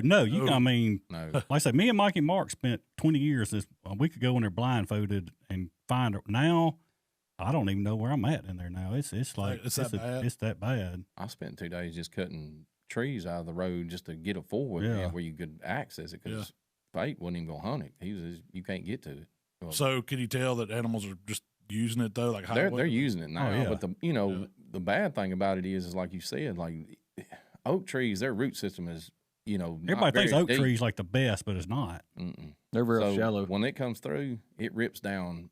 It's going to rip down all your good trees. Yeah. Your sweet gums and all your trash is still going to be standing. And that's what it did at Stanley. That's what it did at Stanley's. I mean, some of the smaller oak trees it didn't, but some of those great big mature acorn dropping trees that we hunted around, gone. Yeah. So it's going to take years for those. Well, it won't come. It'll be. We'll never see it. Look like that again. Yeah. You have to go and evaluate your property and see I want to leave this crap over here for cover, but yes, you're gonna have to go in and replant, redo something if you're wanting to be able to hunt it and have a food source. Yeah, you had to get a dozer or a piece of equipment in there to kind of move out and make put your plots back together, put your trail systems back together, and all that stuff like that. I mean, because you talking about some work, it's gonna be a lot of work. Yeah, nothing. It's gonna double it. You get in the same situation like we were talking earlier the reason we hack and squirt and stuff is that you got to be able to do something with that material. Like, what do you do with it? I mean, you got hundreds of trees down. You got to find somewhere to put that, or have a field that you actually feel safe enough to burn that much. But I mean, you're still talking about tons and tons and tons of fuel you got to do something with. Yeah, because to lay there and rot, to turn back in, you'd never see it go back to normal. It would take forever. It's devastating. It's devastating on a hunting property. It's really devastating when it comes through a home site. Yeah. Oh yeah. Just seeing all the people that showed up out there Saturday after the storms, and because it come through Friday night, you couldn't even get to nobody, all the trees that were in a row. But when we were up on the roof, me and my brother up on the roof, and another couple of guys fixing the roof and just trying to get it in the dry where they weren't getting wet because it ripped the roof off the house. It's still raining and stuff. So, but anyways, there was people just pull up on the side of the road, got out chainsaws, went to work in the yard. Yes, I mean, there was 20 people in our yard. 10 of them I knew, 10 of them I didn't know. I don't know where they even came from. They just jumped out and went to work. Yeah, if everybody could listen to social media news stuff and there's people help out your there, neighbor. It don't matter what your skin color is, your financial background. Everybody's for everybody when it comes down to it. It is. I mean, there were neighbors up the street. My parents are fortunate enough to have neighbors around them that they're in close contact with, and some new, some old, and everybody kind of pitched in. There was one guy, and I'm give him a shout out, Tim Elliott, but he brought a piece of equipment down and helped my parents out. I mean, we had their yard cleaned up where they could function in their yard that day.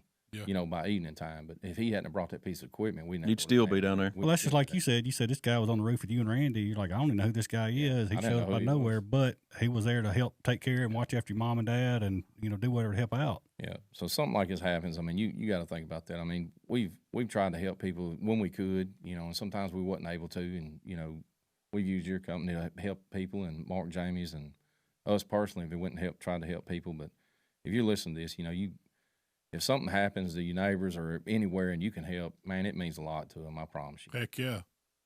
Well, that's a big thing now. There's a lot of donations being done. I mean, we know some organizations like OBR. They're big, feeding first responders or people that are displaced, you know, because of weather events like that. But there's a lot of other organizations out there taking donations. I mean, it's simple stuff. You don't think about it, but people need batteries. They need water. They need, you know, toilet paper. It could be anything that helps. So there's nothing too. Heck, just as simple as stopping and asking, hey, you need help. Yeah, they might tell you no, but that made them feel better. That's right. You know. So I mean, your power goes out. I mean, some places, if the power goes out, you know, like if you're in inner city and you don't have a well, or you're in some rural area, it's on the water system, if the power gets knocked out and they cannot get power, now, granted, they ought to have a generator to get it back up, but you're without power for a little, or power and water for a little while, so you can't use a bathroom. No sewer, nothing's working. Water working. To drink, or a lot of people. I mean, a lot of people don't have nowhere to go either. No, you know? they so don't. You're just because the insurance companies, they're not going to run over and grab you and tell you, "Oh, come on to the hotel room." You know, they're not going to show up for 2 or 3 freaking days and food. You know, so you just kind of do it on your own, and if you ain't got no funds to go nowhere, you're stuck there. Yeah, I mean, it's a nightmare, and you hope you don't ever have to go through something like that, but you understand when people do that, they do need assistance and help, and if we can all be there as part of a community, it means a lot to folks. It does. Where the guys checking the crawfish traps and that freaking big old gator grabbed that paddle wheel. That's what got me to thinking about that. It picked him up out of the wall. It was a monster gator. Oh, it had to be 12 foot. He went right by it. It rolled it right up over. I mean, you would have thought that thing attacked the boat. So I never think about like fishing, like snakes or alligator. I don't never think about none of that. I don't know. It don't register with me. They don't bother you out there if you're at night or something, snakes and stuff? I don't never think about it. Man, one time me and Thomas went up the river in the boat, and we're gonna say we were running trot lines. Anyways, we were running trot line, and my trot line got hung up, and I couldn't find it. So, anyways, so I had to get out of the boat and swim down to it and cut it loose. Well, it was black dark. It's in the middle of the night, so I slipped off the side of the boat with a knife, and swam down. I grabbed the anchor rope and pulled myself all the way to the bottom of the Coldwater River down there. Was feeling around because I kind of knew where it was at, and I reached over and I caught the line that it was attached to, and a log bumped me in the back of the legs. And you should have, man, I come out of that water so fast. I mean, you seen dolphins come up. You breached. In one stroke, I come up, reached that freaking water, and I was in the boat. Both feet landed in the boat. Thomas said, what's wrong with you? And I was like, man, you can't imagine what ran through my head when that log bumped me. I said, we're going to leave out until the water goes down. We'll come back and get it. That's like something that had you. Oh, it's black dark in that water. Yeah, I don't know how, man. Middle of the night. I wouldn't even jumped in there like that. I mean, that's a different scenario. But if I'm just out there fishing, I don't think about nothing. Heck, when me, you, and Heath was in Orange Beach fishing, rope got hung up under the boat, and we just caught probably, I'd say it was 28, 30-pound fish, and a shark bit it in half before it got to the boat. Anyway, the captain's like, man, it looked like something off a TV movie. He put a knife in his mouth, took his shirt off, shoes off, and swam down under the boat to, cut that off. And I'm like, man, I was like, I don't know. I mean, I guess in that water you can see, but the fact that we just had a shark. Yeah. That would be a little creepy. He stayed under there too. Oh, yeah. I was like, man, this dude, all right, you sure? You just want to make sure somebody else could drive the boat. Yes. Oh, we was fitting to learn real quick. He sure jumped over there and cut all that line off. It got up in the motor. Yeah. Something. Yeah. Oh, you trying to negotiate the deckhand to go down? Oh, y'all can bait you on poles. Y'all can't drive the boat back. Now, I don't know if he'd have jumped off the day I was. The day we went out and it was a monsoon hurricane coming through. Yeah. 1 to 2s. Mm. Yeah, I don't know what he was saying. 1 to 2s. It was more like 10 to 12s. 10 to 12s. It was that like was perfect rough. storm. That was rough. Oh, crap. It's bad when the deckhand goes and puts on all the deadliest catch gear. Oh, he had the yellow jacket with white sitting boots there on. trying to drink beer, Yeah, he goes, wait a minute. He goes, Puts all the stuff on. You literally cannot. I mean, we was in a cab, and it was so much water coming over the front of the boat. He was running the windshield wipers. You could not see out the front of the boat. That's how I mean it was. No, I looked out the window behind me, and there's fish swimming by. It's like dipped down. There's fish right out the window like we was in a submarine. And this is a big boat. I don't know. What was a 48-foot boat? It was pretty freaking big. It wasn't big enough, but I think out that whole charter area we went out, it was the only idiots, and I think it's one other boat that went out that day. 2 boats, and then they was talking back and forth about how everybody was doing on the boats. We're like, oh, yeah. The other people was giving it up before they ever got out of the little jettyway, or whatever. I ain't lie, I did get at the back and dry heave for a minute, but I was all right after that. But it was rough. That is the roughest trip I've ever been on in my life. I can tell you, if Mikey was on that boat, that I'd have been like you. I'll buy the freaking boat. I don't care. Malcolm didn't offer him a price for the boat. Sell the house, just get me back to the bank. I was about to take out the second, third mortgage. We was coming back though. Malcolm, it was that, or we was supposed to call SOS, like shoot up flares and stuff.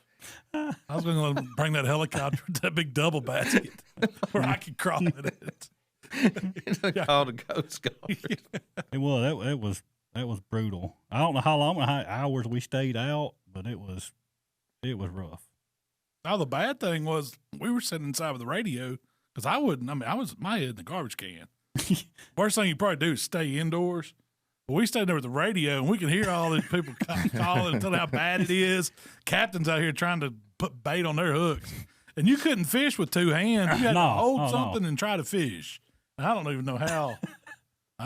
They got their fish that day. We fished for a little bit. It was rough. Look, when the boat got back, I didn't even let them tie it off, Mikey. You got off? As soon as I got close enough to dock, I was gone. No, we was unload stuff, and I think you and Heath both. We asked where they was at, and they already had Uber waiting on them to carry them back to the condo. By the time I got cell signal, I had me a car. I had an Uber driver sitting there.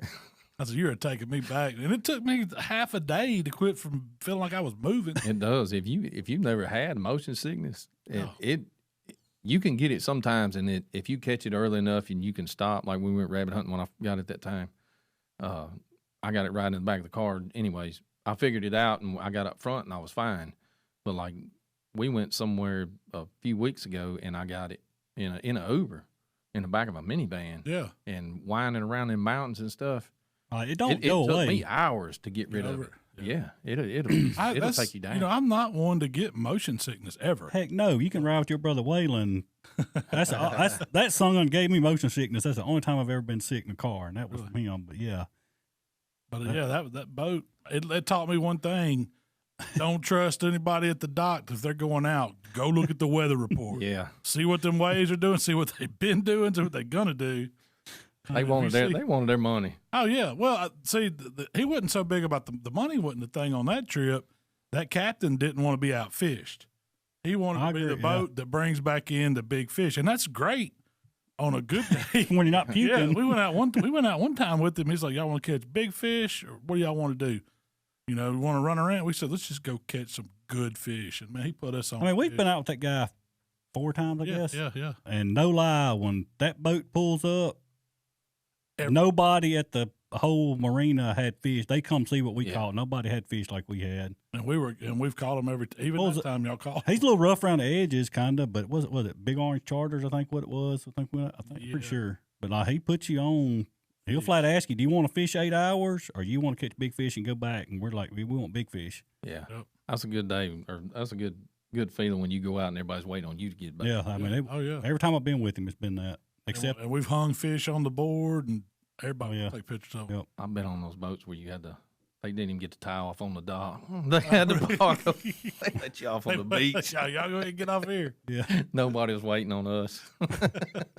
They just threw the fish at you. Yeah. Our fish were on stringers. Cleaned over there. They didn't offer cleaning, sir. No. Did I wake you up last night, Mikey? You did. I did. Hey, what time? I was laying in the bed, and we had just went to bed. I was laying there. I was watching some cooking show, and anyways, all of us went to bed. Kayla hadn't got home from work yet, and she was coming up the driveway, and I heard this loud, just booyah. It's like, good Lord, Kayla's truck backfired. Something's wrong with it. And then Will jumped up. He's like, "Daddy, you hear that gunshot?" And I said, "I thought it was a gunshot, but I wasn't sure." It was in y'all's freaking backyard. We was on the fence line when we pulled that trigger. So what happened? What was you after? So Mark thought something was after him, in all honesty. I ain't gonna lie. You know, you've been out in the woods at night, and you hear old screech owl or something, just make your hair stand up. Well, that was the experience I had. I took the dogs out. Of course, we got a little bitty Chihuahua, and we got a big Pyrenees. Took them out. As soon as I stepped out the door, I mean, I heard the most god-awful noise. I was like, I didn't know what it was. Like, I was around the front of the house, and it was from behind my house. I was like, man, that's freaking loud. Like, that's close. Like, whatever that is on top of us. So I got the little dog, let her finish doing her thing, put her up. Big dog don't care. He went on in the house, and I was like sitting there. I was like, man, something ain't right. Something's out there. So I put my rubber boots on, grabbed my little 22 pistol and flashlight, and I go out in the backyard, and I could hear it, and it's getting louder, and it's getting louder, and it's getting louder. Well, the neighbor behind me has a couple of horses in a little pasture, and it was out there with the pasture, like with the horses. So I text him. I said, hey, you up? And he's like, yeah. I was like, do you hear that? Because it had to be on his back porch. And he said, no. He said, let me go out in the backyard. And he texted me. He said, yeah. He said, what the heck is it? I said, I don't know. And it was just this weird, almost like you take a dog barking and a lady screaming, kind of mix it, you know. I mean, it was pretty eerie sounding. Well, I finally shined a light, and I see its eyes. And once I got closer to it, I could tell it was a fox. Like, no doubt it was a fox. Didn't run or nothing? Didn't run, and that's what threw me off is I've never been around a fox. I mean, a fox is about scary as a coyote or bobcat. Like, they going to get gone. Yeah. They ain't going to stick around. No. I shined the lights on it. It didn't budge. And he was about 40 yards from me. And there was no way I could shoot it from where I was at because I'd be shooting back toward Mikey's house or anything like that. And I texted him. I said, hey, it's a fox out here with horses. And it was steadily nonstop just squalling. I mean, horses out there? Yeah. Oh, yeah. And about every 2 or 3 seconds, they'd let that squall out. And I mean, just nonstop. And he went in and got his AR, and he had I don't know what kind of light it was, but I'm finna get one. But he had a light on it, and heck, he turned that light on. That fox never ran. I mean, it was not even remotely concerned with nothing going on. Ended up shooting, killing it, and about the time he was finna shoot, I heard Kayla pull up in the driveway. Yeah. And about the time she closed her door, he shot. And I called Kayla. I was like, hey, just don't be, that was us shooting. Don't worry about it. She's like, yeah, Daddy's in here griping, talking about I done tore my truck up or something. I thought she done tore the bumper off the truck or something. It was dragging coming up the driveway. I was like, what did you hit? But you didn't figure out what the fox was. They have something hemmed up? No, I'm going to go out there this afternoon and look because there's nothing out there. It's open grass pasture. Like, I don't know if it was. Could have been a field rat. Could have been. I think I seen them. Rabbit. That same thing happened a couple of years ago. Right, it was opening. Well, it was the day before opening deer season. I was packing the truck, and I heard that same thing. And they were running a rabbit or something, and they come up through there, and I heard them like Mark's talking about. It was just. It's an awful sound. Yeah, coming up through there. I could tell it was a dog, but I didn't know, what kind of dog it was. I was like, man, something's wrong with the dog, And I got over and turned the light on. I had the gun with me already. It was in the truck. And it was a fox. It was chasing some of them rabbits in my backyard. Did you see? A lot of times they'll team up. You'll see them paired up or 2 or 3 of them. I don't know. In my mind, it would have. It didn't run. That sungun didn't even. Yeah. It like come closer to me once I turned the light on. Really? Like it was not. I don't know if they can get distemper or if they just get rabies or what. It could have. Something was up because I've seen foxes. I've had them in the front yard before. You crack a door on them, they're gone. Yeah. And I walked out there within 30 or 40 yards of it, and it never. And he walked out there probably within 30 or 40 yards, like walking to it before he shot it. Like it was, it didn't have a care in the world. You should have turned old Gus out on him. Man, he'd have tore it. I didn't know what. It sounded like a big animal. I ain't gonna lie. You think it was a little fox? Was it a grown fox? Yeah, it was. It wasn't that big of a fox, but it was a grown fox. And I don't know. It's one of them things. Like we live in the country and we got woods all around us. And you'll hear stuff every now and then, but I've never heard anything that tore up that close to the house. Yeah. Like I turned my camera on. My wife, she was in the back. I said, "Listen to this," and I turned my back porch camera on. It sounded like it was on the back porch. She was like, "What is that?" I said, "Oh no, we finna find out though." They ain't never going in the dark again. Yeah. Which I always take a flashlight out with me because Gus will get out there in the bottom of the hill away from the house and you can't see him good. But I don't know, it make your hair stand up, ain't no doubt. This is our buddy John Herring. He said he lives down close. I don't know if he's from there, but he lives close to Ark Lake now. And he said he replied to the ever seen a gator down there around Ark Butler, which is close to us. He said 100% he's seen gators down there. And you don't even want to get him started on the black bears and the cougars he's seen down there. So have y'all ever seen any cougars down there around Ark Lake? Yes. Even in our house. Big cat. I don't know what it is. I've seen a big cat. At the bar or in the wild? It's Spillway.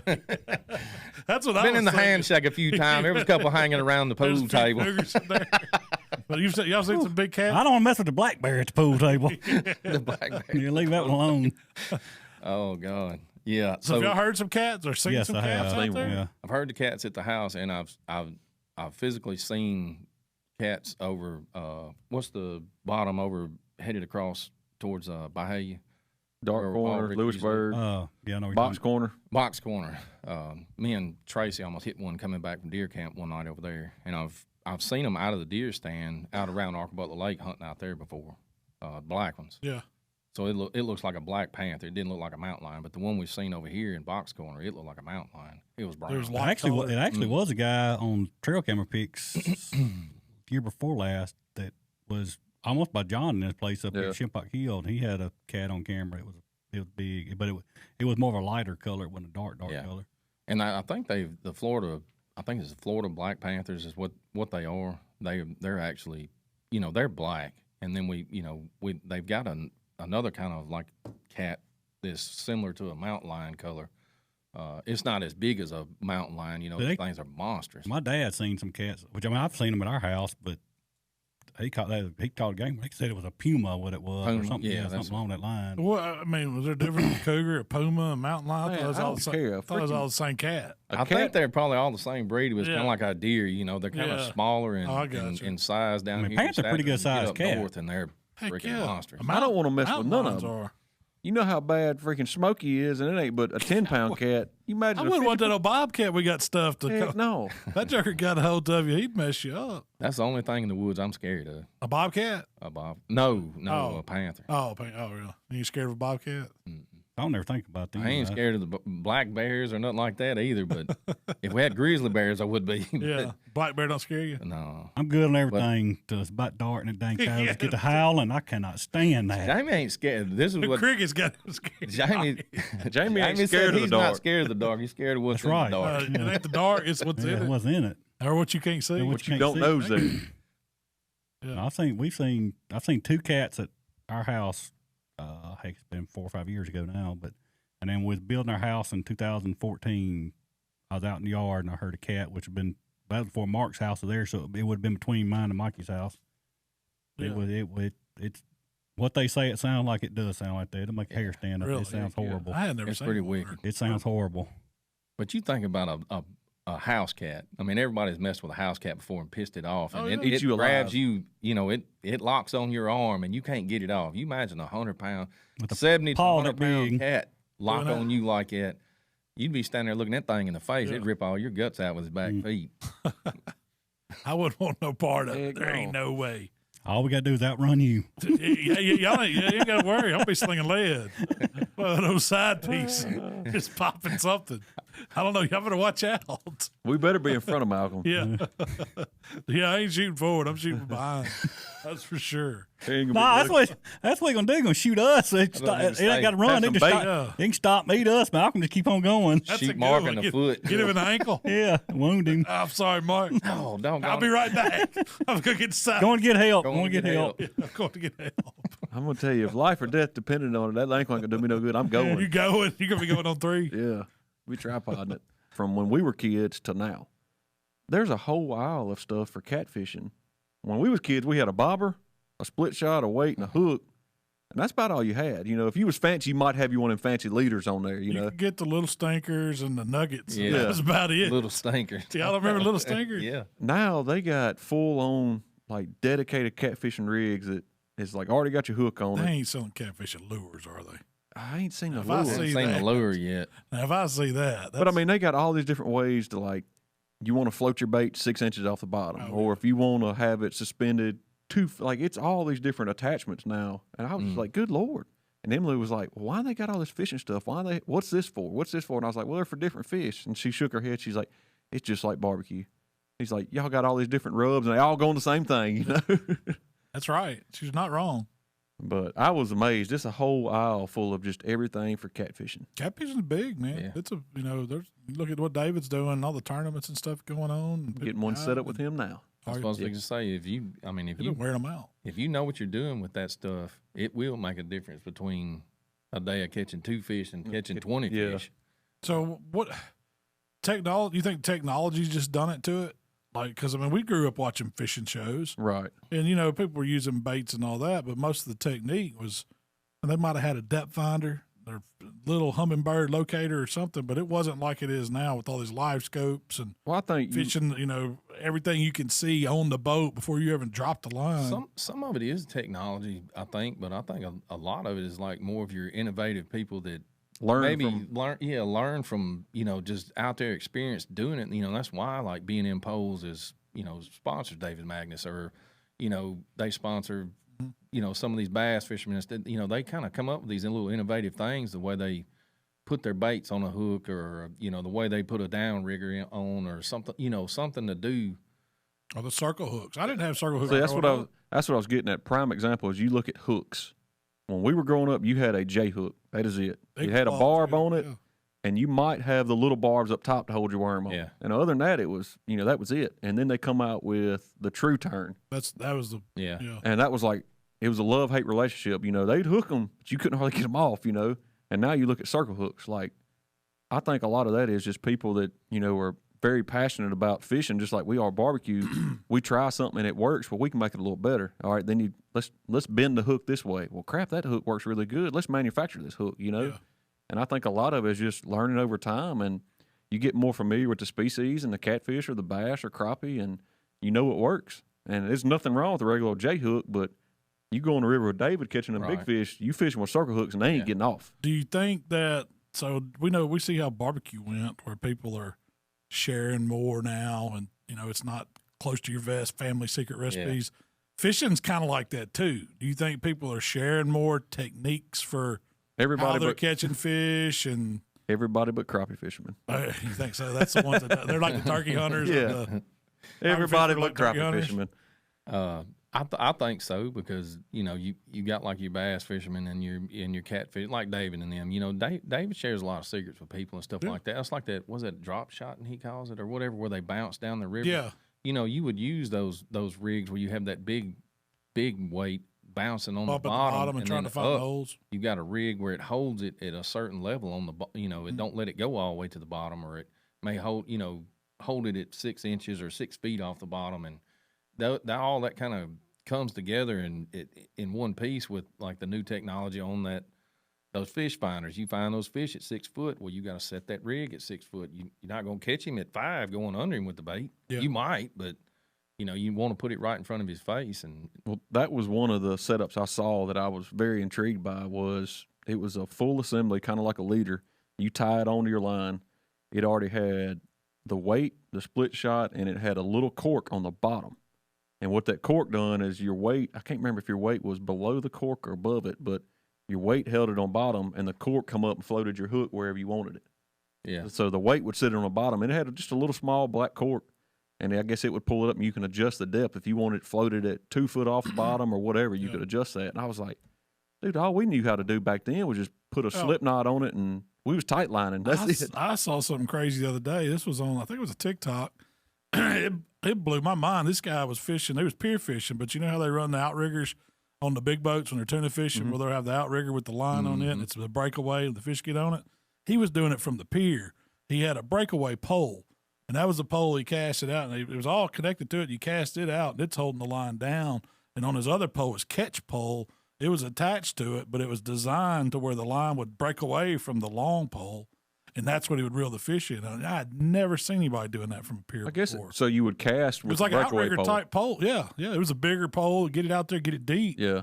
And then the then other you had pole, the short stubby pole to reel it in. That she was getting it in with. It was, makes sense. I had never seen that.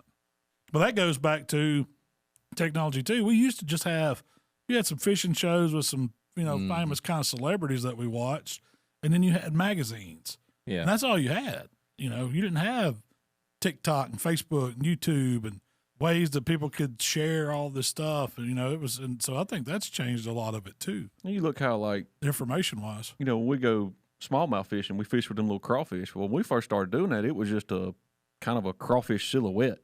Yeah. Now you go up there and look at it, and them crawfish look like they're alive in the package. It looks like something, yeah. I mean, they got some baits now, man. You go in and look, they got them little shad, that look just as real as could be, and it's definitely changed. I bought 4 swim baits down in Jackson when I was down there, and went to their academy or bass. I don't remember what I went in, but I went down there and they had these swim baits that looked like they had one that looked like a sun perch, one that looked like a bluegill, one that looked like what we call a gargle eye. Detailed. I'm talking about it's painted like a freaking. I mean, artist. It is. Yes, like an artist painted it. And they're broke in 3 places where when they swim just like a freaking fish, man. I hadn't put them in the water yet. I got to find somewhere where they don't get hung up because they're about $12 a piece. We're going to swim down and get that one. It wouldn't do me no good to be a kid again, man. I've been wearing my parents out trying to buy them baits. I remember what it was like just to buy the old Rapala crankbaits, the little crickets and the crawdads I fished with when I was a kid. See, that's another thing that changed. When I was a kid, I wanted the biggest tackle box I could get with the most stuff. Oh, me too. I mean, I wanted it to be like top rows, nothing but little minnow swim baits. Second row is crankbaits. Third row, this is all jitterbugs or something, you know. We went as far as we had a spinnerbait box. Yeah. You had the crankbait. You had the worm box. Now I'm trying to get it as small as I possibly can and carry the least amount, you know. Yeah.